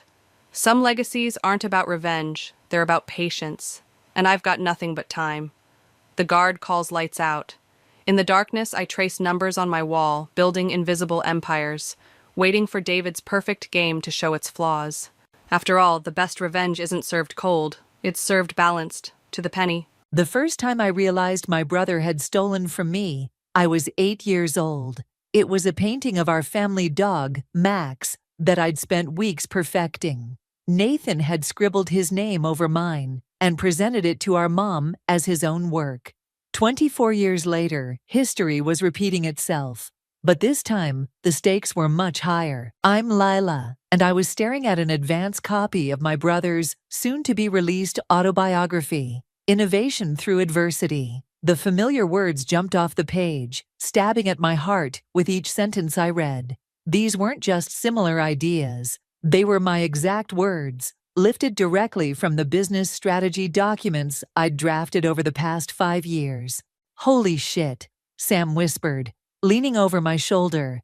"Isn't this the exact framework you showed me last year? The one about sustainable urban development?" My hands trembled as I flipped through the pages. "Not just that, look at this." I pointed to a paragraph about revolutionizing community spaces. "This is word for word from my proposal to the city council, the one they rejected because I lacked experience." Sam grabbed the book and started reading aloud. "The key to urban renewal lies not in demolition and reconstruction, but in reimagining existing spaces as living, breathing ecosystems." He looked up at me. "Layla, these are literally your words from your TED Talk submission." I sank into my office chair, my mind racing back through years of coincidences where Nathan had somehow always been one step ahead of me, presenting my ideas as his own. The childhood painting was just the beginning. There was the short story in high school that won him first prize, the business concept in college that earned him a prestigious internship, and now this, a complete appropriation of my life's work. My phone buzzed. It was Nathan. "Hey sis, did you get the advance copy I sent? Can't wait to hear what you think." "Don't respond," Sam advised, placing a hand on my shoulder. "Not yet. We need to think this through." I stood up and paced the room, my anger building with each step. He's going to be on Good Morning America next week. The book comes out in 3 days. He's already got speaking engagements lined up at major conferences. "Then we have work to do," Sam said, pulling out his laptop. "Where are your original documents?" I pulled open my filing cabinet and retrieved a thick folder. "Everything's here, every draft, every email, every timestamp. I've always been careful about documentation, ever since that painting incident." "Smart girl," Sam nodded, starting to scan the papers. "We should also reach out to Serenity at the Daily Post. Remember her from the charity gala? She's been looking for a breakthrough story." My phone buzzed again. This time it was my mother. "Sweetheart, isn't your brother's book amazing? He's finally living up to his potential. You must be so proud." I threw the phone onto my desk, fighting back tears of frustration. "You know what's ironic? He dedicated the book to me. To my sister Layla, my constant inspiration. He actually had the nerve to thank me for inspiring him." Sam looked up from the documents. "Layla, this isn't just plagiarism. This is fraud. He's built an entire false narrative around your work. We have everything we need to expose him." I walked to the window, watching the city lights flicker in the evening darkness. "He's my brother, Sam. This will destroy him. And what he's doing isn't destroying you." Sam stood beside me. "Think about all the opportunities you've lost because he kept stealing your thunder. Think about all the people who could have benefited from your ideas if they'd known their true source." My phone buzzed one more time. A notification from Publishers Weekly. Nathan Duncan's Innovation Through Adversity, predicted to debut at the #1 on bestseller list. Something snapped inside me. I turned to Sam, my decision made. "You're right. Get Serenity on the phone. It's time everyone knew the truth." Sam was already dialing. "What's the plan?" I picked up Nathan's book, running my finger over the glossy cover with his smiling face. "First, we gather every piece of evidence. Then, we wait for the perfect moment. Nathan always loved being the center of attention. Let's make sure his book launch is one no one will ever forget." "Are you sure about this?" Sam asked, his finger hovering over the call button. I thought about that little girl with the dog painting, about all the times I'd stayed silent, about all the dreams I'd watched my brother claim as his own. I've never been more sure of anything in my life. It's time to take back my story. The next morning, I sat across from Serenity at a quiet cafe, watching her face as she flipped through my evidence folder. Her eyes widened with each page turn, occasionally glancing up at me in disbelief. She paused, holding up one of my original drafts. "This is dated 3 years before your brother even started writing his book." "Keep going," I said, sliding her my laptop. "There's more." She opened my email archives, scrolling through hundreds of messages between me and various city planners, investors, and community leaders. All of them contained detailed discussions of the very initiatives Nathan now claimed as his own. "Your brother's either very brave or very stupid," Serenity muttered, taking notes. "Did he really think you wouldn't have proof?" Before I could answer, my phone lit up with my mother's face. I hesitated before answering. "Layla, darling, are you coming to Nathan's book reading tomorrow night? He specifically asked for you to be there." I caught Serenity's eye as she mouthed, "Go," and nodded vigorously. "Of course, Mom. Wouldn't miss it." "Wonderful. He's so nervous about it. You know how he gets with public speaking. Having his big sister there will mean the world to him." The irony made me want to scream. Instead, I kept my voice steady. "Yeah, I know exactly how he gets." After hanging up, Serenity leaned forward. "This is perfect. The book reading gives us a chance to gather more evidence. If he's reading directly from passages you wrote, we can record it." I finished her thought. "But we need more than just my word against his." "Leave that to me," Serenity said, packing up her notes. "I'm meeting someone this afternoon who might be interested in this story. Tyron Ward.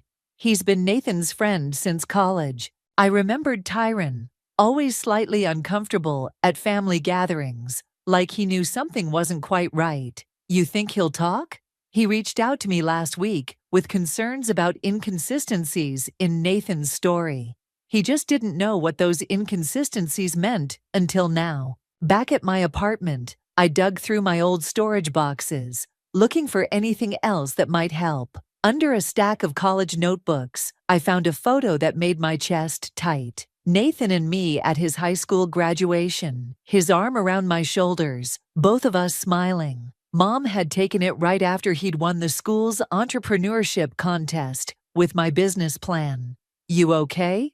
Sam's voice came from the doorway. He'd been helping me search through old files all afternoon. "Found another one," I said, holding up a notebook. "The original drafts of the community garden project. Look at the date." Sam whistled low. 6 years ago, way before Nathan's revolutionary idea for urban farming. My phone buzzed with a text from Serenity. "Just met with Tyron. He's in. Says he has emails that prove Nathan asked for your old business plans for research. Meeting him tomorrow morning." "It's really happening, isn't it?" I said, more to myself than Sam. "You can still back out," Sam reminded me. "Family is complicated." I thought about all the family dinners where Mom had gushed about Nathan's latest achievement while I sat quietly, knowing the truth. About Dad, before he passed, telling me to let Nathan have his moment when he won that contest with my work. Family is complicated, I agreed, but the truth is simple. My phone buzzed again. "Nathan this time. Can't wait to see you at the reading tomorrow. Got a special surprise planned. Love you, sis." "Special surprise?" Sam raised an eyebrow. Knowing Nathan, he's probably planning to publicly thank me for being his inspiration, I said bitterly. He's always been good at hiding his lies in plain sight. I spent the next hour picking out my outfit for the reading. Something professional, but understated. No need to draw attention away from the star of the show. Not yet, anyway. Serenity called, just as I was hanging up my chosen blazer. Tyron came through big time. He has screenshots of Nathan asking specifically for your TED Talk materials. Says he needs to fact-check something.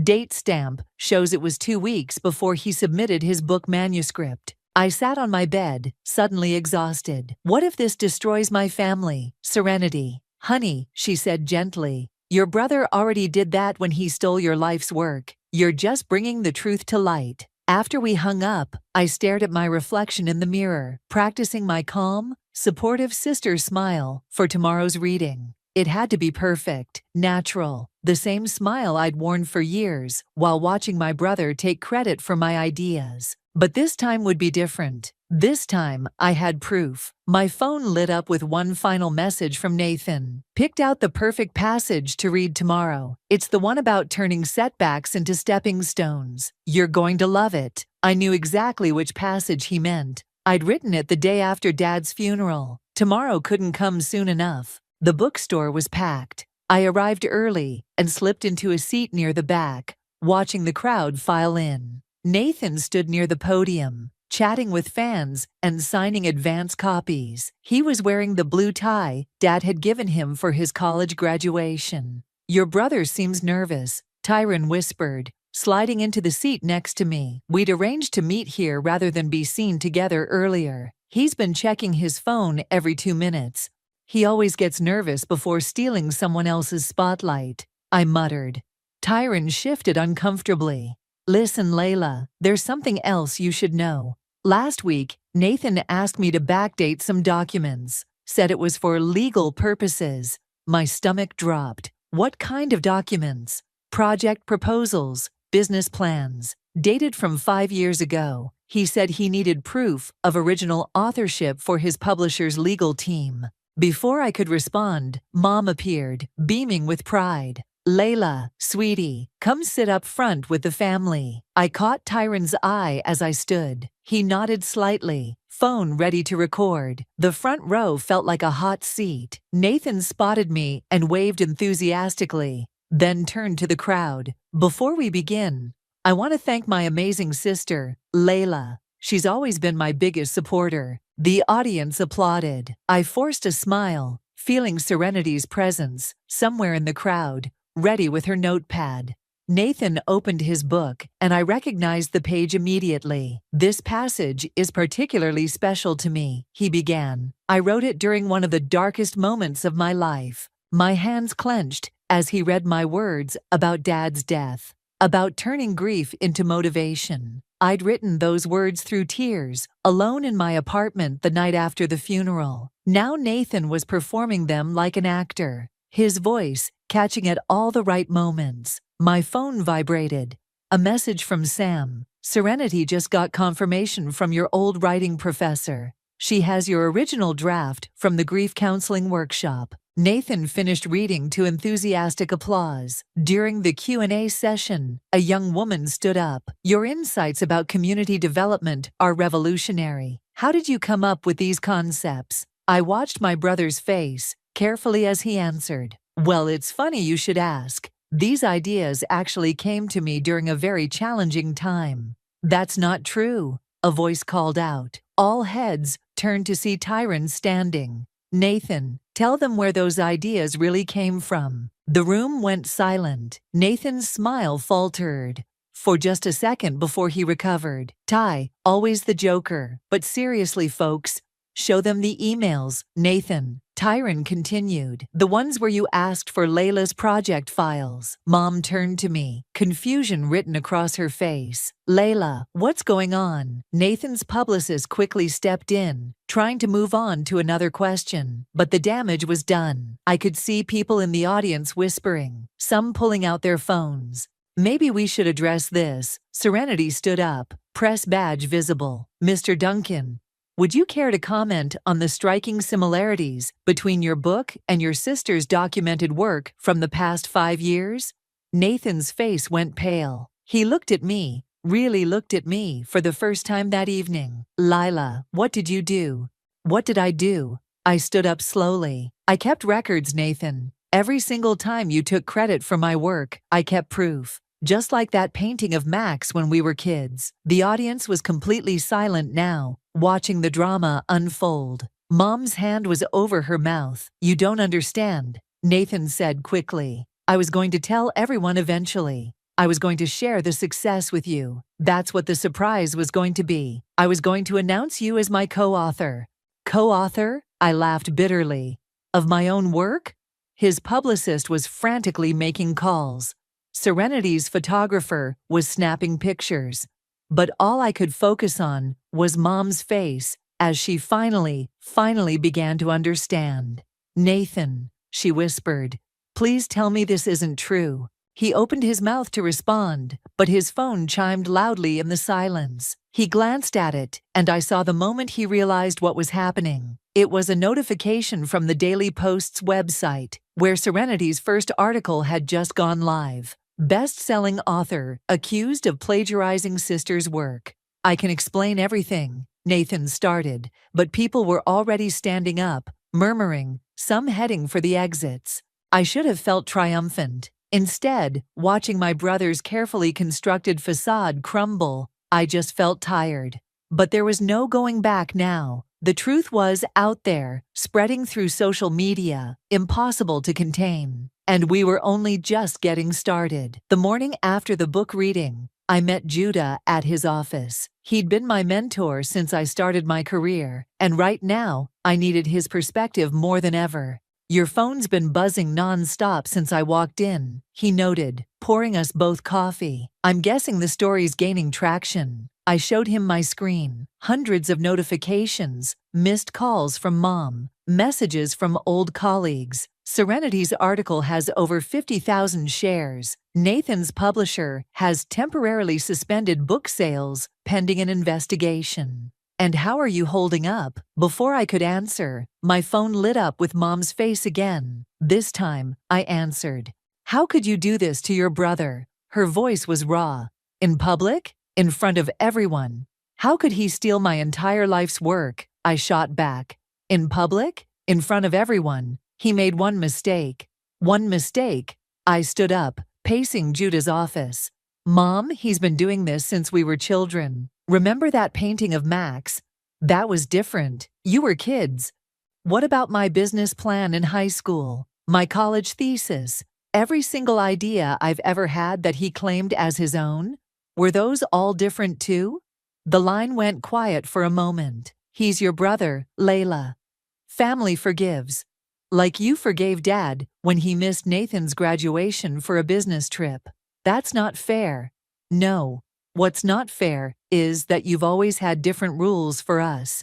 Nathan gets forgiveness. I get lectures about family loyalty. After she hung up, Judah cleared his throat. Your father once told me something interesting about Nathan. This caught me off guard. Dad talked to you about Nathan. It was about 6 months before he passed. Nathan had just won that startup competition with what I now realize was your urban development proposal. Your father knew Layla. He knew it was your work. My coffee went cold in my hands. What? He said he was worried about Nathan's pattern of taking credit for others' work. He wanted to address it, but then he got sick. Judah leaned forward. He left me a letter for you. I've been waiting for the right time to share it. He pulled an envelope from his desk drawer. The handwriting was unmistakably Dad's. My dearest Layla, it began. If you're reading this, it means I never found the courage to have this conversation in person. I owe you an apology. I've watched you dim your light to let your brother shine, and I've been too weak to stop it. I told myself I was protecting him, but in doing so, I failed to protect you. The words blurred as tears filled my eyes. My phone buzzed again. A text from Nathan. Please call off your journalist friend. Mom's devastated. Haven't we done enough damage to this family? Still trying to make you the villain, Judah observed, reading over my shoulder. Classic manipulation. Maybe he's right, I whispered. Maybe this is too much damage. Read the rest of the letter. I wiped my eyes and continued. You have a gift, Layla. Your ideas could change the world if you'd stop letting others claim them as their own. Including your brother. Especially your brother. Don't let my failure to address this become your reason to stay silent. Love, Dad. My phone chimed with an email notification. It was from Nathan's publisher, requesting a meeting to discuss the situation. Below that was a message from Serenity. Nathan's trying to spin this. He's calling a press conference for tomorrow. We need to move fast. What would you tell a client in this situation? Judah asked, taking the letter back carefully. To stand their ground. To protect their intellectual property. To what? To stop apologizing for telling the truth. He smiled. Exactly. And what would your father want you to do? Before I could answer, another text came through, this time from Mom. Nathan's invited us all to dinner tonight. Please come. We need to fix this as a family. Judah raised an eyebrow. Interesting timing. Right before his press conference. He wants to control the narrative, I realized. He's going to try to convince everyone it was all a misunderstanding. So what are you going to do? I thought about Dad's letter, about all the years of staying quiet, of letting Nathan take what was mine, about Mom's selective memory and Nathan's careful manipulations. I'm going to dinner, I said, standing up. But first, I'm going to call Serenity. If Nathan wants to handle this as a family, fine. But this time, we're doing it my way. Judah nodded approvingly. Your father would be proud. My phone buzzed one final time. A text from Sam. Whatever you decide about dinner, I've got your back. And Layla, Dad was right. It's time to stop dimming your light. I took a deep breath and dialed Serenity's number. The truth had started this fire. Now it was time to let it burn. Mom's house smelled like lasagna, her go-to peace offering since we were kids. Nathan was already there when I arrived, sitting at the kitchen counter like nothing had happened, like he hadn't spent years stealing my work.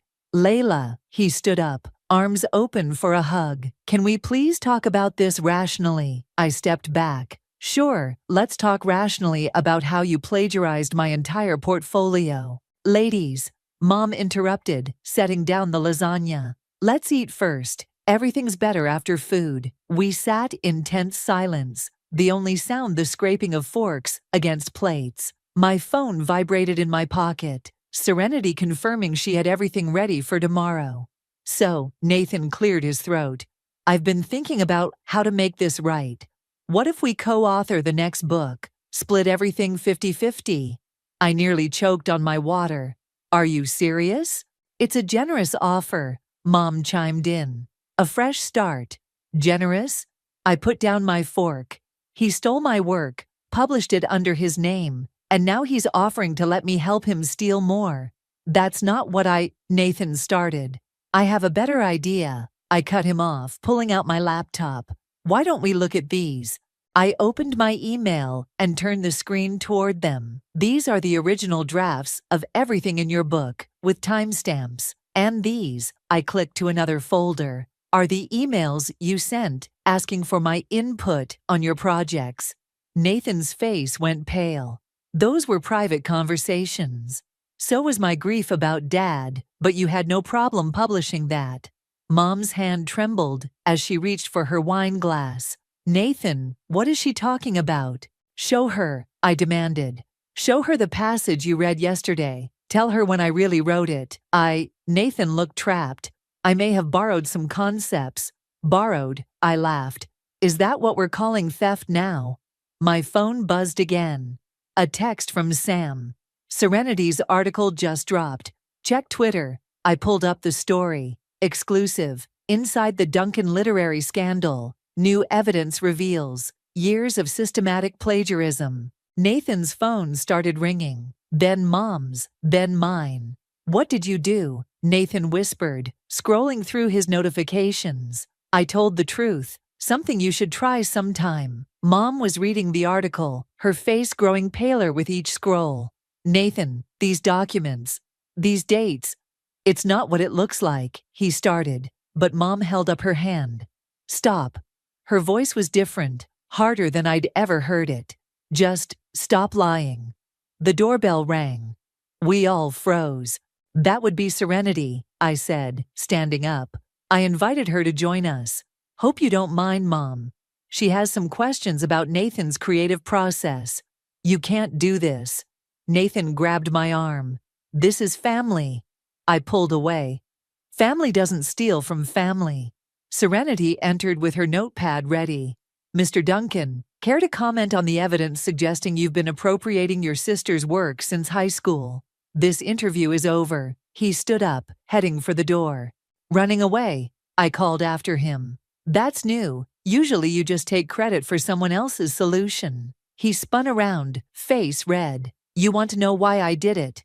Because you were always Dad's favorite, the smart one, the creative one. The one with all the potential. I just wanted— What? I demanded. What did you want? To make him proud, just once.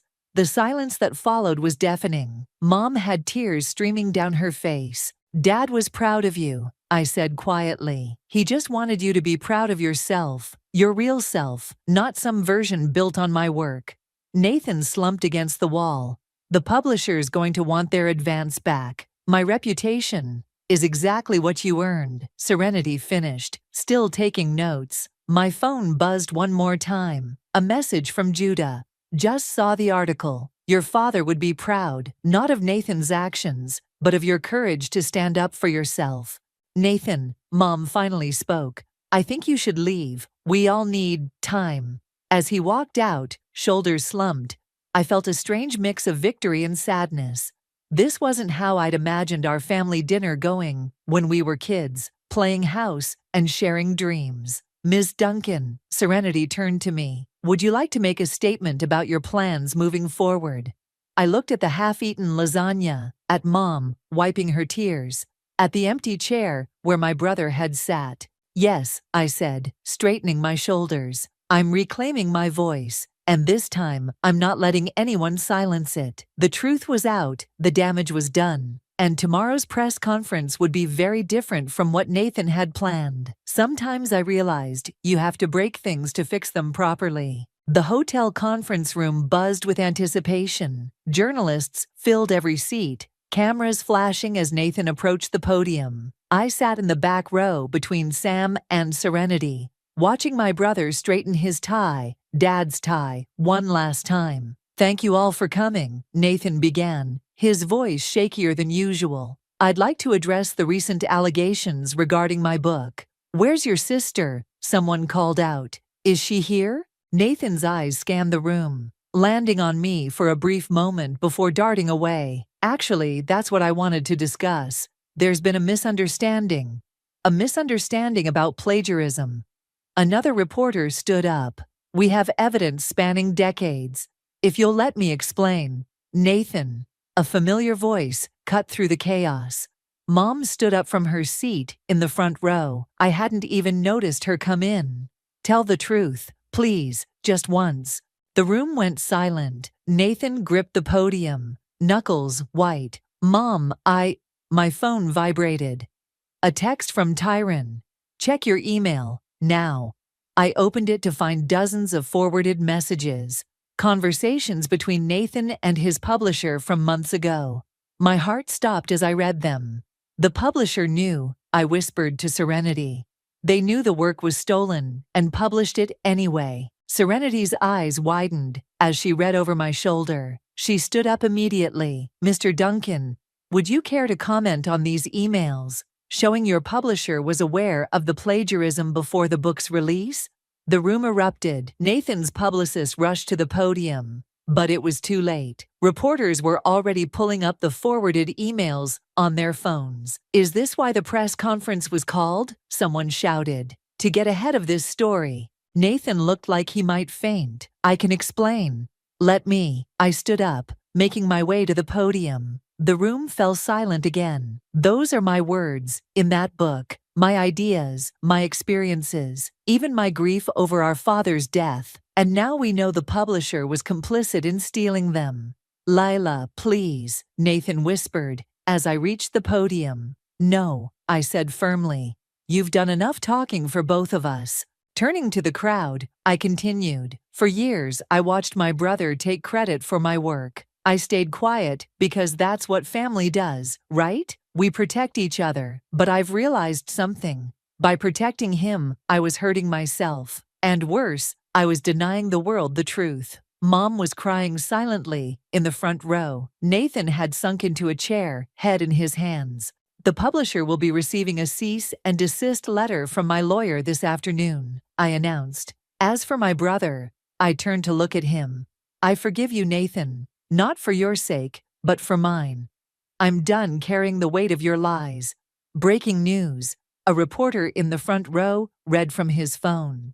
Publisher announces immediate recall of innovation through adversity amid plagiarism scandal. Nathan's publicist was frantically making calls. Cameras were flashing nonstop, but all I could focus on was Mom, who had walked up to the podium and taken my hand.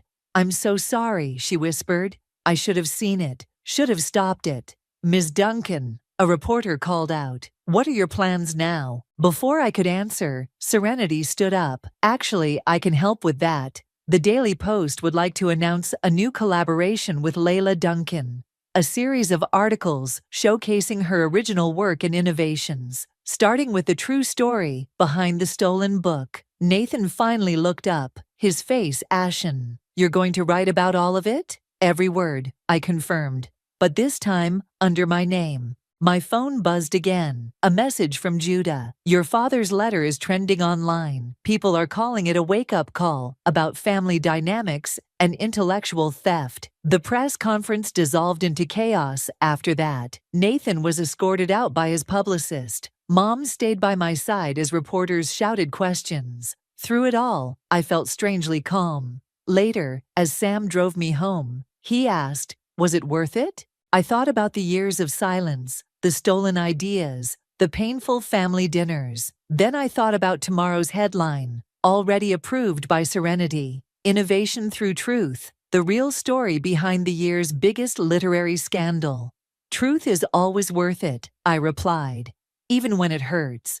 My phone lit up with a final text from Nathan. "I'm sorry, not for getting caught, for everything. I hope someday you'll believe that." I didn't respond. Some conversations couldn't happen through text messages. Some healing couldn't happen overnight. But for the first time in years, I felt like I could finally breathe. The truth was out there, and it was written in my own words. 2 weeks after the press conference, I sat in Serenity's office, reviewing the final draft of our first article. The headline read, "The Innovation Behind the Deception, A Sister's Story." "The response to the preview has been overwhelming," Serenity said, scrolling through her analytics. "Over 100,000 pre-orders for the digital edition." My phone buzzed, another interview request, this time from a major morning show. I'd already done 3 this week. "People keep asking about Nathan," I sighed. "They want the dramatic sibling showdown." "And what do you tell them?" Before I could answer, Mom walked in, carrying 2 cups of coffee. She'd been showing up like this lately, trying to rebuild our relationship one caffeine fix at a time. "I told you I'd meet you for lunch," I said, taking the coffee. "I know, but I just got off the phone with Nathan's therapist." She sat down, hands shaking slightly. "He's been diagnosed with imposter syndrome. Apparently, it's been affecting him since childhood." "That explains things," I said, "but it doesn't excuse them." "No," Mom agreed, surprising me. "It doesn't." Serenity's phone rang. The publisher's legal team, wanting to settle.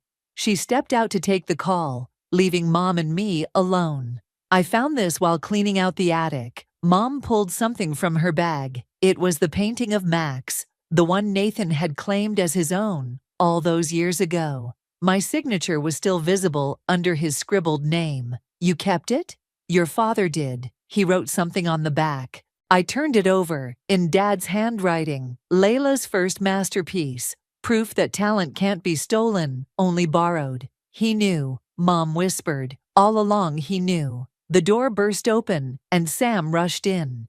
"You need to see this. Nathan just went live on social media." We huddled around his phone. Nathan sat in what looked like a hotel room, looking exhausted. "I've been trying to figure out how to say this," he began. "The truth is, I've spent my whole life trying to be someone I'm not. I stole my sister's work because I couldn't bear the thought of being ordinary. Layla was always the extraordinary one."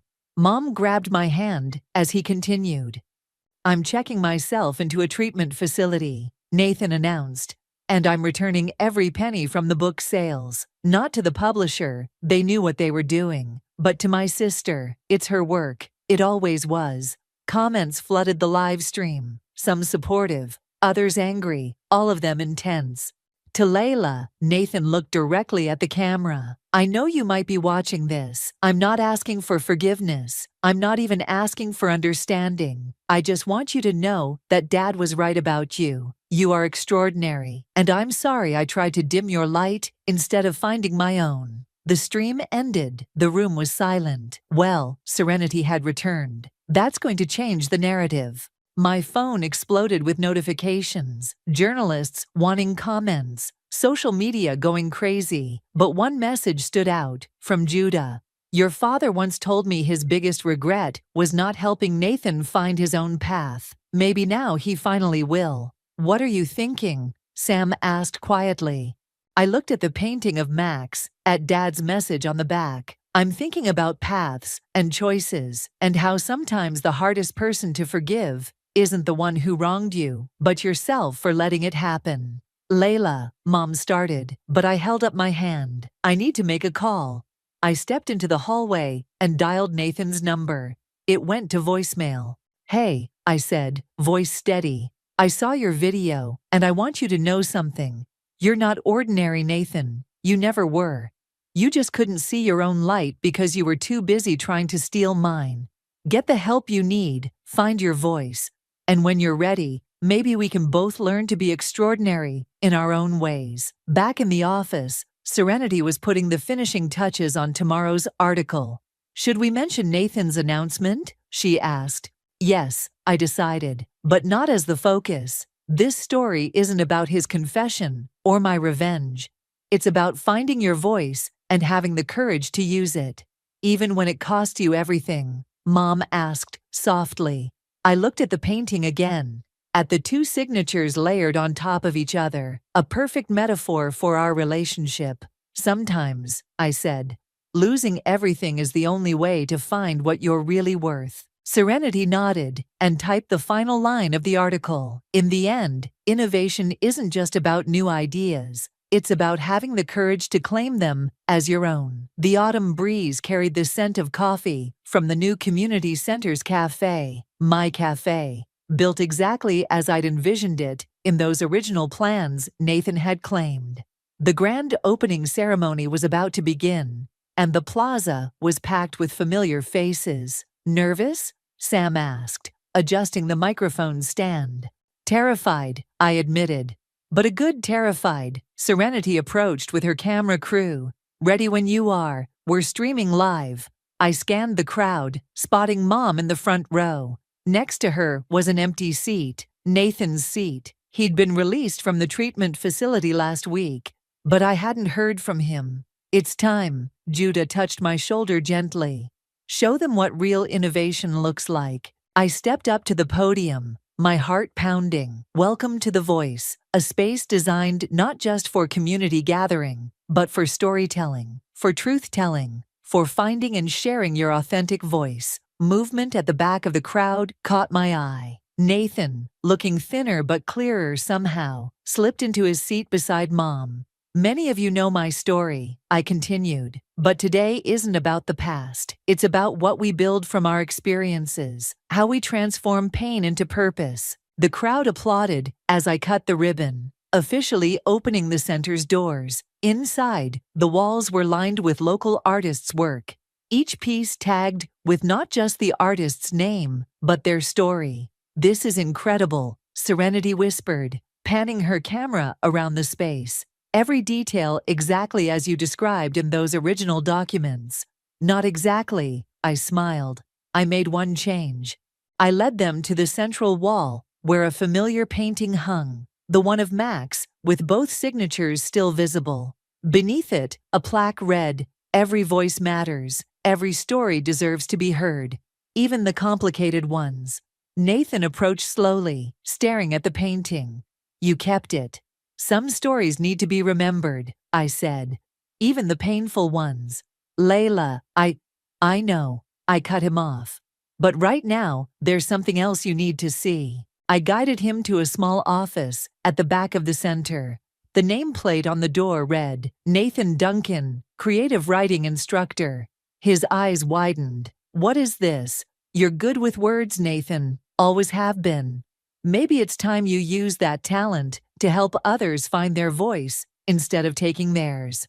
After everything I did, because of everything you did, I corrected. Who better to teach about the power of authentic voice than someone who lost and found their own? Mom appeared behind us, tears in her eyes. Your father would be so proud of both of you. Ms. Duncan, a young reporter, called out, "What inspired you to offer your brother this position?" Before I could answer, Nathan stepped forward. My sister taught me that real innovation isn't about being the loudest voice in the room. It's about helping every voice be heard. The reporter's camera flashed, capturing the moment. Nathan and me, standing together, neither overshadowing the other. Later, as the crowd mingled and explored the center, Judah handed me an envelope. Your father left one more letter. He asked me to give it to you when you finally built this place. Inside was a single sentence. Innovation isn't just about new ideas. It's about having the heart to share them, the strength to protect them, and the wisdom to know when to forgive those who tried to take them. So, Sam appeared with coffee. What's next? I looked around at my vision made real.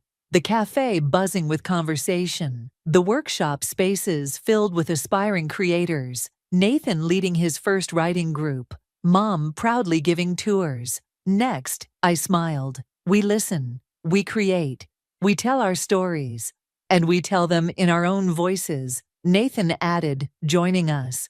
In our own voices, I agreed. My phone buzzed with a notification. Serenity's live coverage was trending. Innovation through healing. How one family turned betrayal into brotherhood. You know, Nathan said quietly, I never actually apologized, not properly. No, I agreed. You didn't.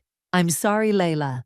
Not just for what I took, but for making you feel like you had to dim your light for mine to shine. I touched the painting of Max, our tangled signatures, a reminder of how far we'd come. Maybe that's the real innovation, learning how to let all lights shine, without extinguishing any of them. Outside, the autumn breeze still carried the scent of coffee, but now it carried something else too. The sound of voices, clear and true and unafraid, each telling their own story, in their own way, in their own time. And finally, after all these years, mine was among them. The sound of canvas ripping echoes through my studio like a gunshot in the night. For a moment, I freeze at the doorway, my hands still on the light switch, watching my brother methodically destroy everything I've created for tomorrow's gallery opening.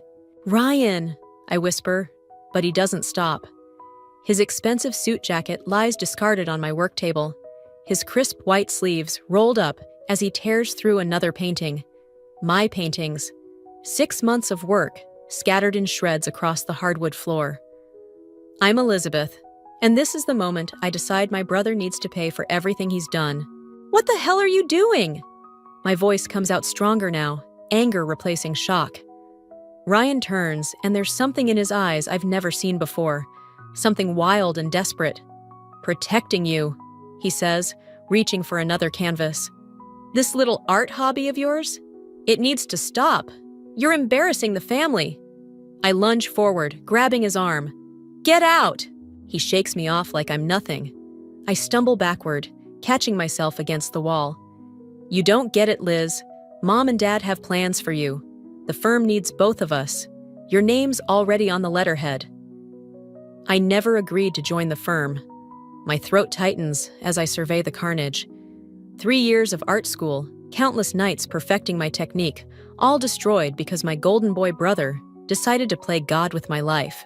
You don't have a choice. Ryan picks up my favorite piece, a portrait of our grandmother Eleanor that took me 2 months to complete. The Turner family has expectations. "Put it down," he smirks, that same smirk he's worn since childhood whenever he got his way. "Or what?" The canvas tears with a sound like breaking glass.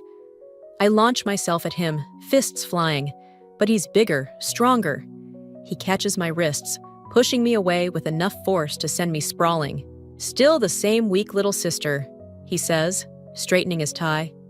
"Always needing protection from your own bad decisions." "What's going on here?" We both freeze. Grandmother Eleanor stands in the doorway, her silk robe wrapped tight around her small frame. Her eyes scan the destruction, taking in every detail with laser precision. Ryan was just leaving, I say, getting to my feet. Was he? Eleanor's voice could freeze hell. It looks more like Ryan was destroying his sister's life's work the night before her first gallery showing. Ryan's facade cracks slightly. Grandmother, I can explain. I sincerely doubt that. Eleanor steps into the studio, her slippers crunching on broken frames. Your father may indulge this behavior, but I won't. Not anymore. This isn't about Dad, Ryan protests, but we all know it is. It's always been about Dad, about living up to the Turner name, about maintaining the perfect family image at any cost. Eleanor turns to me. Elizabeth, go to bed. We'll deal with this in the morning. Then to Ryan. You and I need to have a long overdue conversation about consequences. I leave them there, climbing the stairs to my bedroom in our grandmother's sprawling house. My hands shake as I sit on the edge of my bed, staring at nothing. Tomorrow's gallery opening is ruined. My chance to prove myself, destroyed. But something else is rising from the ashes of my art. Something cold and calculating. Ryan has always been the favorite, the chosen one. He's spent years undermining me, belittling my choices, making sure I stay in his shadow. But tonight, he's made a fatal mistake. He's shown his true colors to the one person whose opinion actually matters in this family. I pull out my phone and start typing. Samantha, I need your help. Remember that thing we discussed about Ryan's business dealings?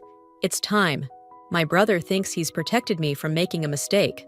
Instead, he's just given me the perfect reason to destroy everything he holds dear. And I'm going to enjoy every moment of it. Grandmother Eleanor's dining room feels like a courtroom the next morning. My parents sit rigid in their usual spots, while Ryan slouches in his chair, tie loosened, dark circles under his eyes. The remains of my ruined artwork mock me from the studio next door. This isn't necessary, my father says, checking his Rolex. We can handle this internally. Eleanor's silver spoon clinks against her teacup. Like you handled it when Ryan forged Elizabeth's signature on those internship rejection letters? My head snaps up. He did what? Grandmother, Ryan warns, but Eleanor continues. 3 prestigious art internships, all accepted you, Elizabeth. But someone, her eyes pierce Ryan, made sure you never knew. The room spins. Those rejections had crushed me, made me question everything about my art. I grip the edge of the table, knuckles white. When? Last summer, Eleanor says. I discovered the truth when the Hartley Gallery called, asking why you never responded to their second offer. My mother reaches for Ryan's hand. He was protecting the family name. He was protecting himself. I cut in, my voice sharp enough to make her flinch. God forbid anyone succeed at something he can't control. Ryan straightens, adjusting his collar. You want to talk about protection? Tell them about your little investigation into my business dealings, Liz. Tell them how you've been digging through my files with your friend Samantha. My father's face darkens. Is this true? What's true, Eleanor interrupts, is that I'm making changes to my will this afternoon. She sets down her teacup with finality. Elizabeth will receive full ownership of this house and my art collection. Additionally, I'm establishing a trust to fund her artistic endeavors. The silence is deafening. Ryan's face goes from red to white. Mother, my father starts, but Eleanor raises her hand. I'm not finished. Ryan's monthly allowance ends today. He can survive on his salary from the firm, assuming there's nothing in his business dealings that might jeopardize that position. Ryan's chair scrapes back. This is ridiculous. Dad, are you going to let her? Sit down, Eleanor commands. For once, Ryan obeys.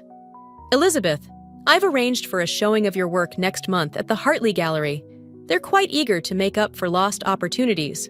My mother's perfectly manicured nails drum against the table.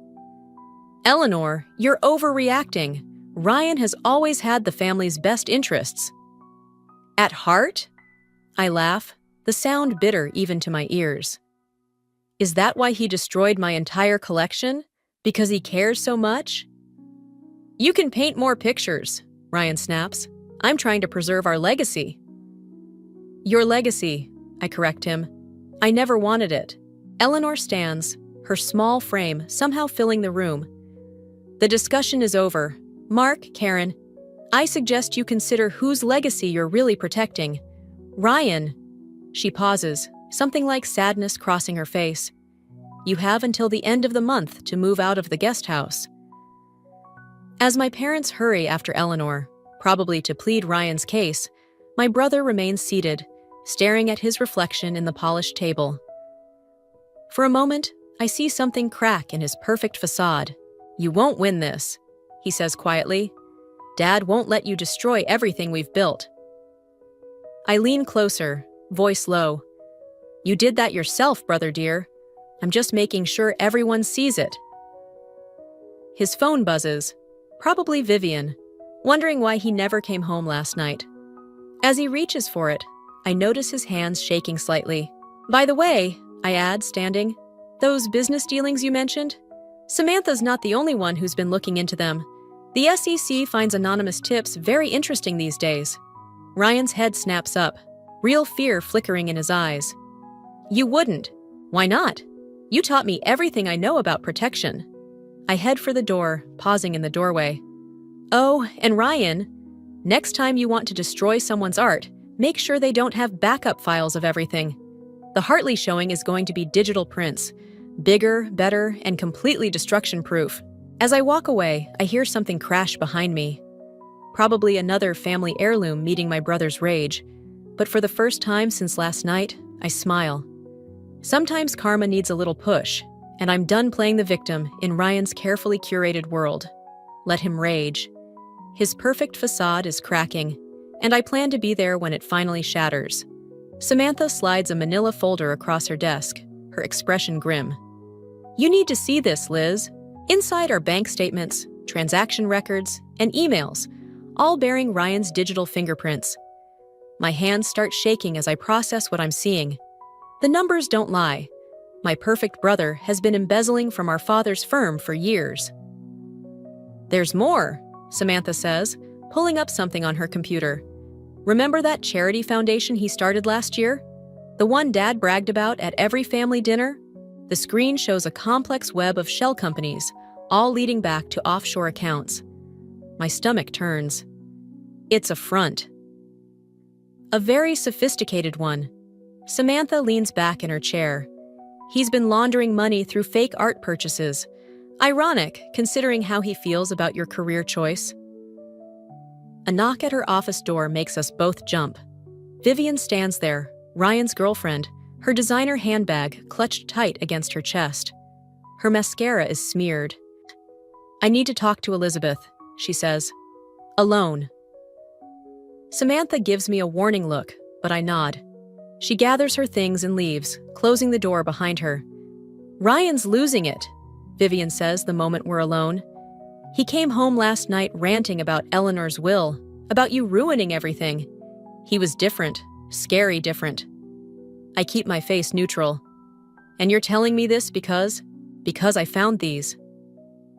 She pulls out her phone, showing me photos of documents. He's been forging Eleanor's signature on legal documents, something about reverse mortgages on her properties. My blood runs cold. When? Last month, before she changed her will. Vivian's hands tremble. He said it was insurance, in case she ever turned against him. I thought he was just being careful. The pieces clicked together. Ryan wasn't just protecting his image. He was preparing for war. And now that Eleanor's changed her will, he's backed into a corner. Why are you showing me this? Vivian wipes her eyes. Because I'm pregnant, and I need to know what kind of man is really going to be my child's father. The revelation hits like a punch to the gut. This changes everything. Or should it? Ryan's actions have already destroyed so much. Would exposing him now hurt more than just him? My phone buzzes. A text from Eleanor. Come home now. Emergency. I have to go, I tell Vivian. But we're not done talking about this. The drive home feels endless. When I arrive, police cars line the driveway. My father stands on the front steps, face ashen. Ryan is nowhere in sight. What happened? Your grandmother, he says, voice hollow. Someone broke into her study. All her legal documents, her computer. Everything's gone. They found her unconscious. The world tilts sideways. Is she? She's alive, but the doctors aren't sure. He trails off, running a hand through his gray hair. They're calling it a robbery gone wrong. But we both know better. This has Ryan written all over it. Desperate, cornered Ryan, willing to hurt his own grandmother to protect his secrets. Inside, crime scene technicians dust for prints. I climb the stairs to Eleanor's study, stopping short at the doorway. The place is ransacked, but something's off. The destruction looks calculated. Only certain drawers have been opened, specific files taken. My mother appears beside me, her perfect makeup unable to hide her distress. The detective has questions about Ryan's whereabouts last night. Do you really want those answers, Mom? She flinches. He couldn't destroy my art? Forge rejection letters? Embezzle from Dad's firm? Her head snaps up. What are you talking about? I pull out my phone, forwarding her the evidence Samantha collected. Your perfect son isn't so perfect. And now grandmother might die because of his desperation to keep that image intact. Elizabeth. No. I cut her off. No more excuses. No more protection. Ryan needs to face what he's done. As if summoned by his name, my brother appears at the end of the hallway. He looks immaculate as always, but there's something wild in his eyes. Family meeting, he announces with an unnatural calm. Everyone in the dining room, now. I meet his gaze, seeing the cornered animal beneath his polished exterior. He knows I know, and he's about to do something desperate. The question is, am I ready for what comes next? The hospital corridor stretches endless and white. Eleanor lies behind one of these doors, machines keeping her stable while the police search for answers I already have. My phone buzzes. Another message from Vivian about the pregnancy. I silence it. Miss Turner? A detective approaches, notebook in hand. We found something interesting in your grandmother's study. I follow him to a small conference room where surveillance photos spread across the table. They show Ryan meeting with men I don't recognize, exchanging envelopes, shaking hands in shadowy parking lots. These were hidden in a false bottom drawer, the detective says. Along with this. He slides over a USB drive. Eleanor was investigating him? Looks that way. We're more interested in why someone would attack an elderly woman over some photos. My father appears in the doorway, his lawyer mask firmly in place. Elizabeth won't be answering any more questions without representation. Dad? Now Elizabeth. In the hallway, he grips my arm tight enough to hurt. Whatever you think you know about your brother, keep it to yourself. I wrench away. Eleanor's in a coma because of him. You don't know that. The embezzlement, the money laundering, the forged documents. I know everything, Dad. And so did she. His face hardens. You've always been jealous of your brother's success. Success? I laugh, sharp and bitter. Is that what we're calling fraud now? Elizabeth. My mother appears, perfectly composed, despite everything. Ryan needs us right now. He's struggling. Struggling with what? Getting caught? She flinches. He's at the house. Says he won't speak to anyone but you. Of course he does. Ryan always did love an audience for his performances. But something in my mother's eyes makes me pause. What aren't you telling me? Just be careful, she whispers. He's not himself. I find Ryan in Eleanor's study, standing exactly where she fell. He's still wearing the same suit from yesterday, now wrinkled and stained.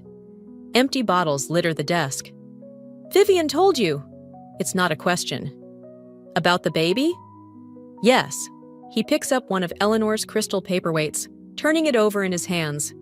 Did she tell you it might not be mine? That stops me cold. What? She's been sleeping with Dad's partner for months. He laughs, hollow and sharp. Funny, right? The perfect son, the golden child, can't even keep his girlfriend faithful. Ryan, you know what's really funny? He hurls the paperweight against the wall. It shatters, sending crystals skittering across the floor. Eleanor knew. She knew everything. The embezzlement, Vivian's affair, all of it. She was gathering evidence, building a case. To protect the family. To destroy me! He whirls on me, eyes wild. She was going to expose everything unless I signed over my shares in the firm. To you. The pieces click together. That's why you attacked her. I didn't mean to. His voice cracks. I just wanted the evidence gone. She fought back. She wasn't supposed to fight back. My phone buzzes again. A text from Samantha. SEC agents just arrived at the firm. Ryan's accounts are frozen. They're coming for you, I say quietly. I know. He straightens his tie, a reflexive gesture so familiar it hurts. That's why you're going to help me leave the country. What? You have access to Eleanor's accounts now. Wire me enough to disappear, and I'll leave everything else to you. The house, the firm shares, all of it. And if I don't? His smile is razor sharp. Then I tell the police who really forged those documents in Eleanor's name. I still have your practice sheets. The weight of his words hits me like a physical blow. He planned this. All of it. The attack on Eleanor, the evidence, the setup. It was all to force my hand. You're bluffing. Sour am I? He pulls out his phone, showing me photos of papers covered in Eleanor's signature, in my handwriting. You're not the only one who's been gathering evidence, sister dear. Outside, sirens wail in the distance, growing closer. Ryan holds out his hand. Tick-tock, Liz. What's it going to be? Your revenge or your freedom? The Hartley Gallery buzzes with opening night energy, but I barely notice the crowds admiring my digital prints. My phone keeps lighting up with hospital updates about Eleanor, each one a reminder of what Ryan's desperation has cost us. Elizabeth Turner? A woman in a sharp suit approaches, badge visible on her hip. Agent Martinez, SEC, do you have a moment? Before I can answer, Samantha materializes beside me. My client isn't answering questions without legal representation. Client? I turn to her, but she squeezes my arm in warning. I'm not here about your brother's fraud, Martinez says quietly. I'm here about the wire transfers from your grandmother's accounts this morning. My stomach drops. What transfers? $3 million, moved through a series of offshore accounts. The authorization came from your IP address. Samantha's grip tightens. We're done here, but I'm already putting it together. Ryan's ultimatum, the forged signatures he threatened to pin on me, and now this. He's making good on his threat, but with a twist. He's framing me for both crimes. Miss Turner? A gallery assistant appears. There's a situation with one of your pieces. In the main exhibition hall, a crowd gathers around my centerpiece, the digital recreation of Eleanor's portrait. On the screen, the image glitches and transforms, revealing financial documents, bank statements, and emails. My evidence against Ryan, playing on loop for everyone to see. Quite a statement piece, Vivian says from behind me. She's wearing black, like she's already in mourning for her relationship with Ryan. He said you'd try something like this. I didn't. Save it. She hands me an envelope. Ryan wanted me to give you this. Said you'd understand when the time came. Inside is a single photograph. Me at Eleanor's desk the night before her attack, practicing her signature. But I know that's not what happened. I was never there. The image is doctored, but expertly, impossible to prove without the original. My phone buzzes. A text from an unknown number. Check your email. You have 1 hour to transfer the remaining funds, or the police get everything. R. Elizabeth? My father pushes through the crowd. What the hell is this? The firm's clients are here.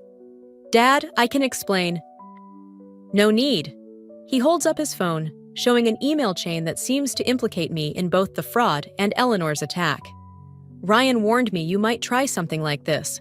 said you were jealous of his success, that you'd do anything to destroy him. And you believed him? I don't know what to believe anymore. He looks around at the displayed evidence, the gathering crowd, the approaching security guards. But this ends now. Either you fix this, or I'll have no choice but to let you face the consequences. Samantha pulls me aside, her voice low and urgent. We need to move fast. I have proof the transfers were initiated from Ryan's private server, not your IP address. And Vivian's willing to testify about the forged documents, the real ones, not these fakes. It won't matter, I say, watching Agent Martinez make calls in the corner. Ryan's planned for everything. He's making sure that even if he goes down, he's taking me with him. Then maybe it's time to let him. I turn to her. What? Your whole life you've played by his rules. Maybe winning isn't about beating him at his own game. Maybe it's about changing the game entirely. The gallery lights flicker, and suddenly, I'm staring at my digital prints, my art, my truth, my voice. Ryan tried to destroy my originals, but in doing so, he forced me to create something he can't touch. Something permanent. My phone buzzes again. A message from the hospital. Eleanor's awake. Miss Turner? Agent Martinez approaches again. We need your decision now. Are you going to cooperate with our investigation? I look at the photograph in my hand, then at my father's disappointed face, and finally at my art on the walls. Pieces that tell stories of broken trust and painful transformations. Ryan thinks he's backed me into a corner, but he's forgotten one thing. I'm not the same sister he used to push around. Actually, I say, I have something you need to see. But first, we need to visit my grandmother. Samantha smiles, already pulling out her phone to set things in motion. Because Ryan might be good at playing chess, but he's about to learn that sometimes the pieces refuse to play their assigned roles. And I'm done being his pawn.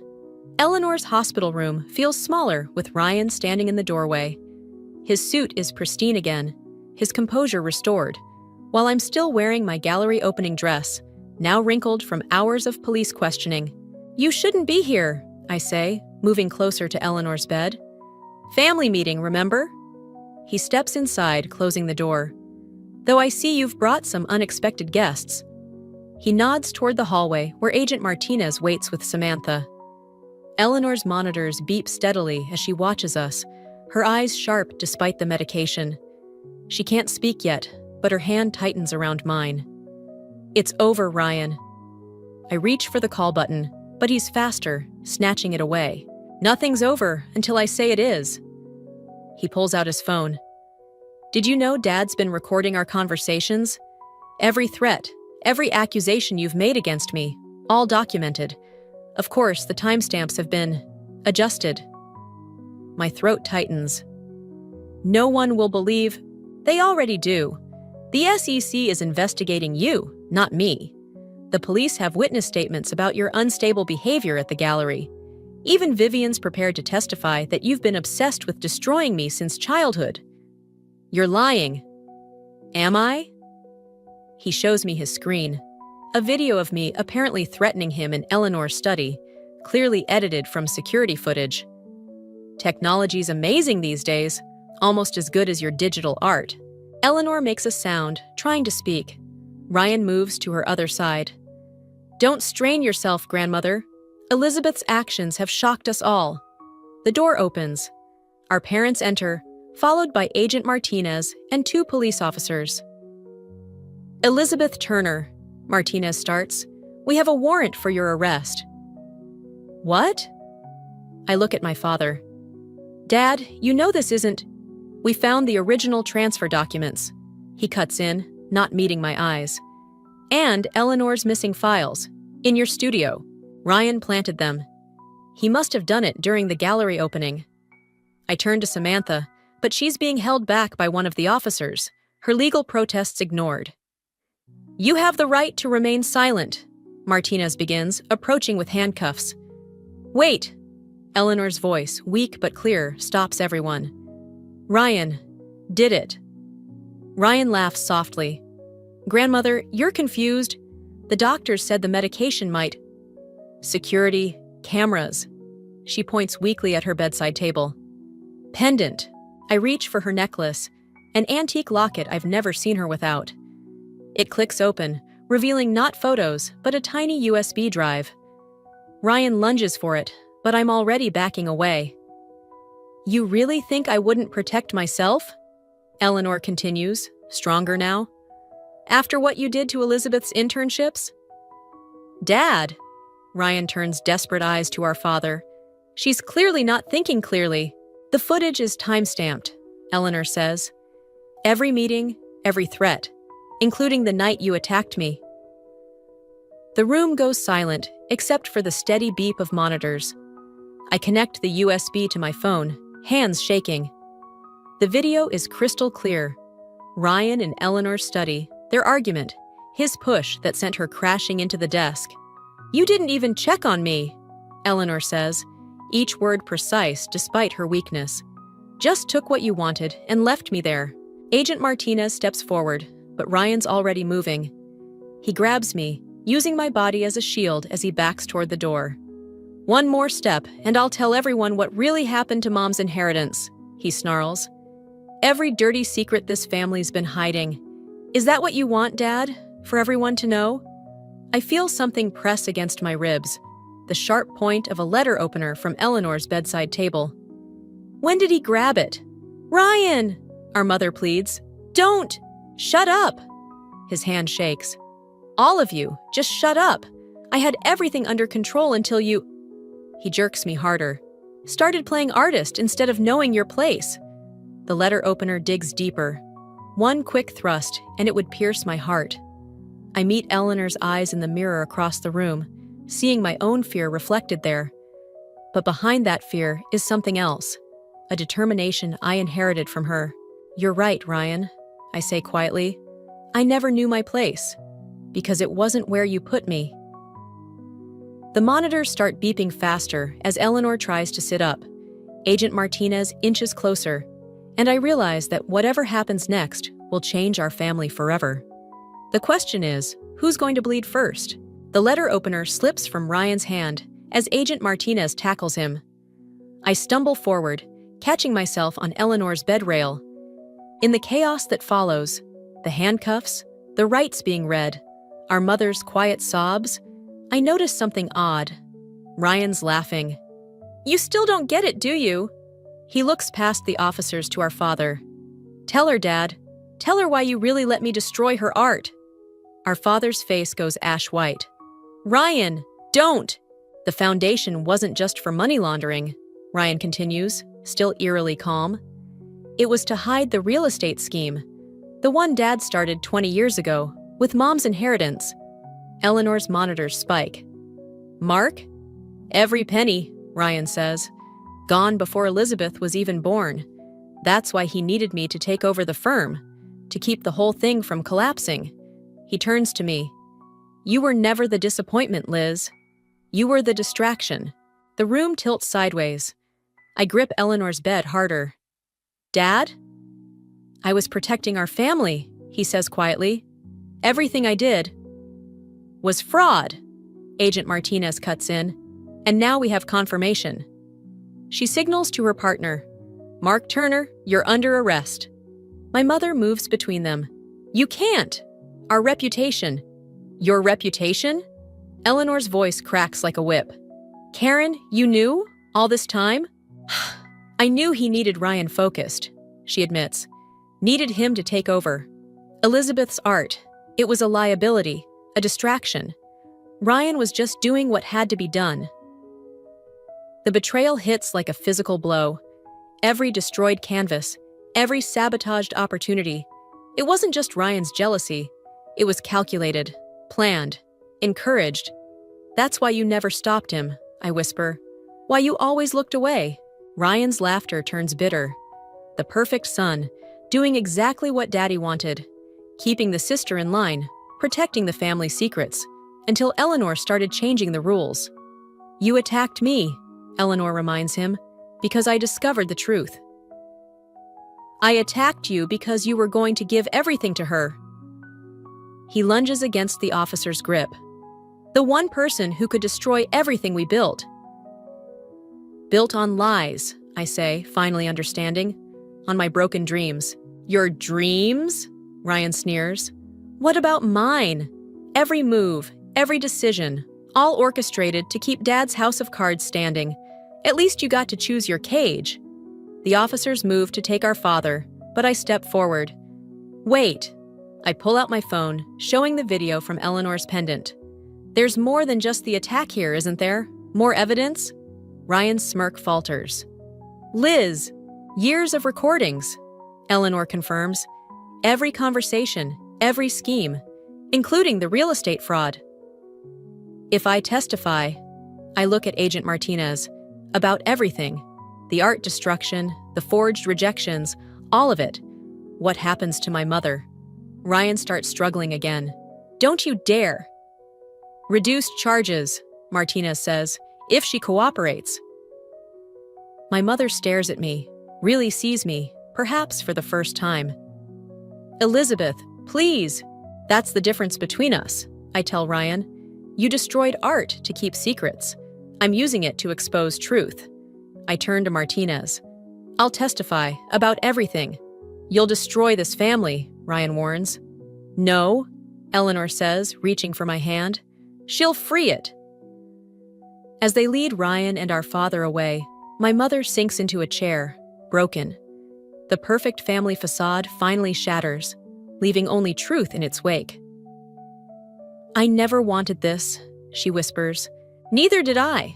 I move toward the door, where Samantha waits.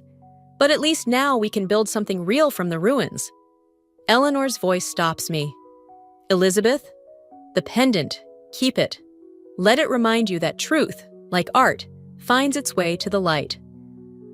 I touch the locket now hanging around my neck, feeling its weight, the weight of evidence, of justice, of choices made and prices paid. Ryan chose to be our father's weapon. I'm choosing to be Eleanor's truth-teller. The irony doesn't escape me. In the end, my art didn't just survive their destruction. It became the lens through which their whole carefully constructed world was exposed. Sometimes revenge isn't about destroying your enemies. Sometimes it's about bringing their darkness into the light and letting truth do the rest. The courtroom empties slowly after the sentencing. My father doesn't look back as they lead him away. Ryan stares straight ahead, his perfect posture finally broken. Only my mother lingers, clutching her designer handbag like a shield. Elizabeth, her voice catches. Please. I adjust Eleanor's pendant around my neck. The trust is set up for the baby. Vivian knows the terms. That's not what I know. I gather my papers, testimony, evidence, truth carved in black and white. But sometimes sorry isn't enough. At Eleanor's house, my house now, I find her in the studio, surrounded by half-finished paintings. She's stronger now, but something fragile lingers in her movements as she sorts through old photographs. Found something interesting? I ask. She holds up a yellowed envelope. Letters, from your grandfather to me. Her hands shake slightly. About your father when he was young. About choices I made. Inside are dozens of letters, dating back decades. One catches my eye. My dearest Eleanor, your decision to protect Mark from the consequences of his actions will shape not just his future, but generations to come. History repeats, Eleanor says quietly. I enabled your father the same way he enabled Ryan, the same way your mother enabled them both. And now? Now we break the cycle. She hands me a final document, transfer papers for the family firm. The board wants you to take over. Clean slate, new direction. I almost laugh. I'm not a businesswoman. No, you're an artist. Maybe that's exactly what the firm needs. Someone who sees truth instead of opportunity. My phone buzzes. Samantha, with updates about the gallery's upcoming show. My new series, Family Portraits in Truth and Shadow. The exhibition that will tell our story through art, not lies. Ryan asked to see you, Eleanor mentions, before they transfer him. I know. Will you go? I touch the pendant, feeling its weight. Some portraits are better left unpainted. The doorbell rings. My mother stands on the porch, holding a familiar box. My childhood art supplies, the ones she'd hidden away when Ryan first started pressuring me to focus on real work. "I saved them," she whispers. "All these years. I just couldn't watch you choose a harder path." "You chose the easy path, Mom. Look where it led." She sets the box down carefully. "I'm selling the house, moving somewhere smaller, starting over." "Good. Elizabeth!" She straightens, finding a shadow of her old strength. "I know I don't deserve forgiveness, but I hope someday you'll understand. We don't always recognize our cages until someone else breaks free." I leave the box on the porch as she walks away. Some gifts come too late to matter. In my studio, I begin a new piece. Not digital this time. Real paint, real canvas, real risk. Eleanor watches from the doorway as I work, neither of us speaking as the image emerges. A family portrait, but with all our shadows exposed, our thorns visible, our truths bleeding through carefully maintained facades.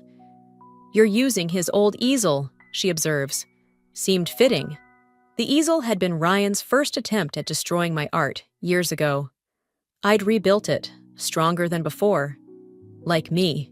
"The baby's due next month," Eleanor says. "Vivian wants to name her Eleanor Elizabeth." My brush pauses. "Think she'll be different? Break the pattern?" "That depends." "On what?" "On whether we teach her to paint her own portraits instead of living in someone else's." I step back, studying my work. The canvas shows our family tree, but the branches are thorned vines, beautiful and dangerous. At the bottom, a new shoot grows away from the tangles, reaching toward clear sky. "You know," Eleanor says, "revenge isn't always about destruction. Sometimes it's about creation, building something new from the ashes of what others tried to burn." I add one final touch, a small pendant hanging from the youngest branch, catching light that seems to come from within. "Then let's create something worth inheriting," I say, and reach for a fresh canvas. Behind me, Eleanor smiles, and the morning light streams through windows that no longer hold shadows.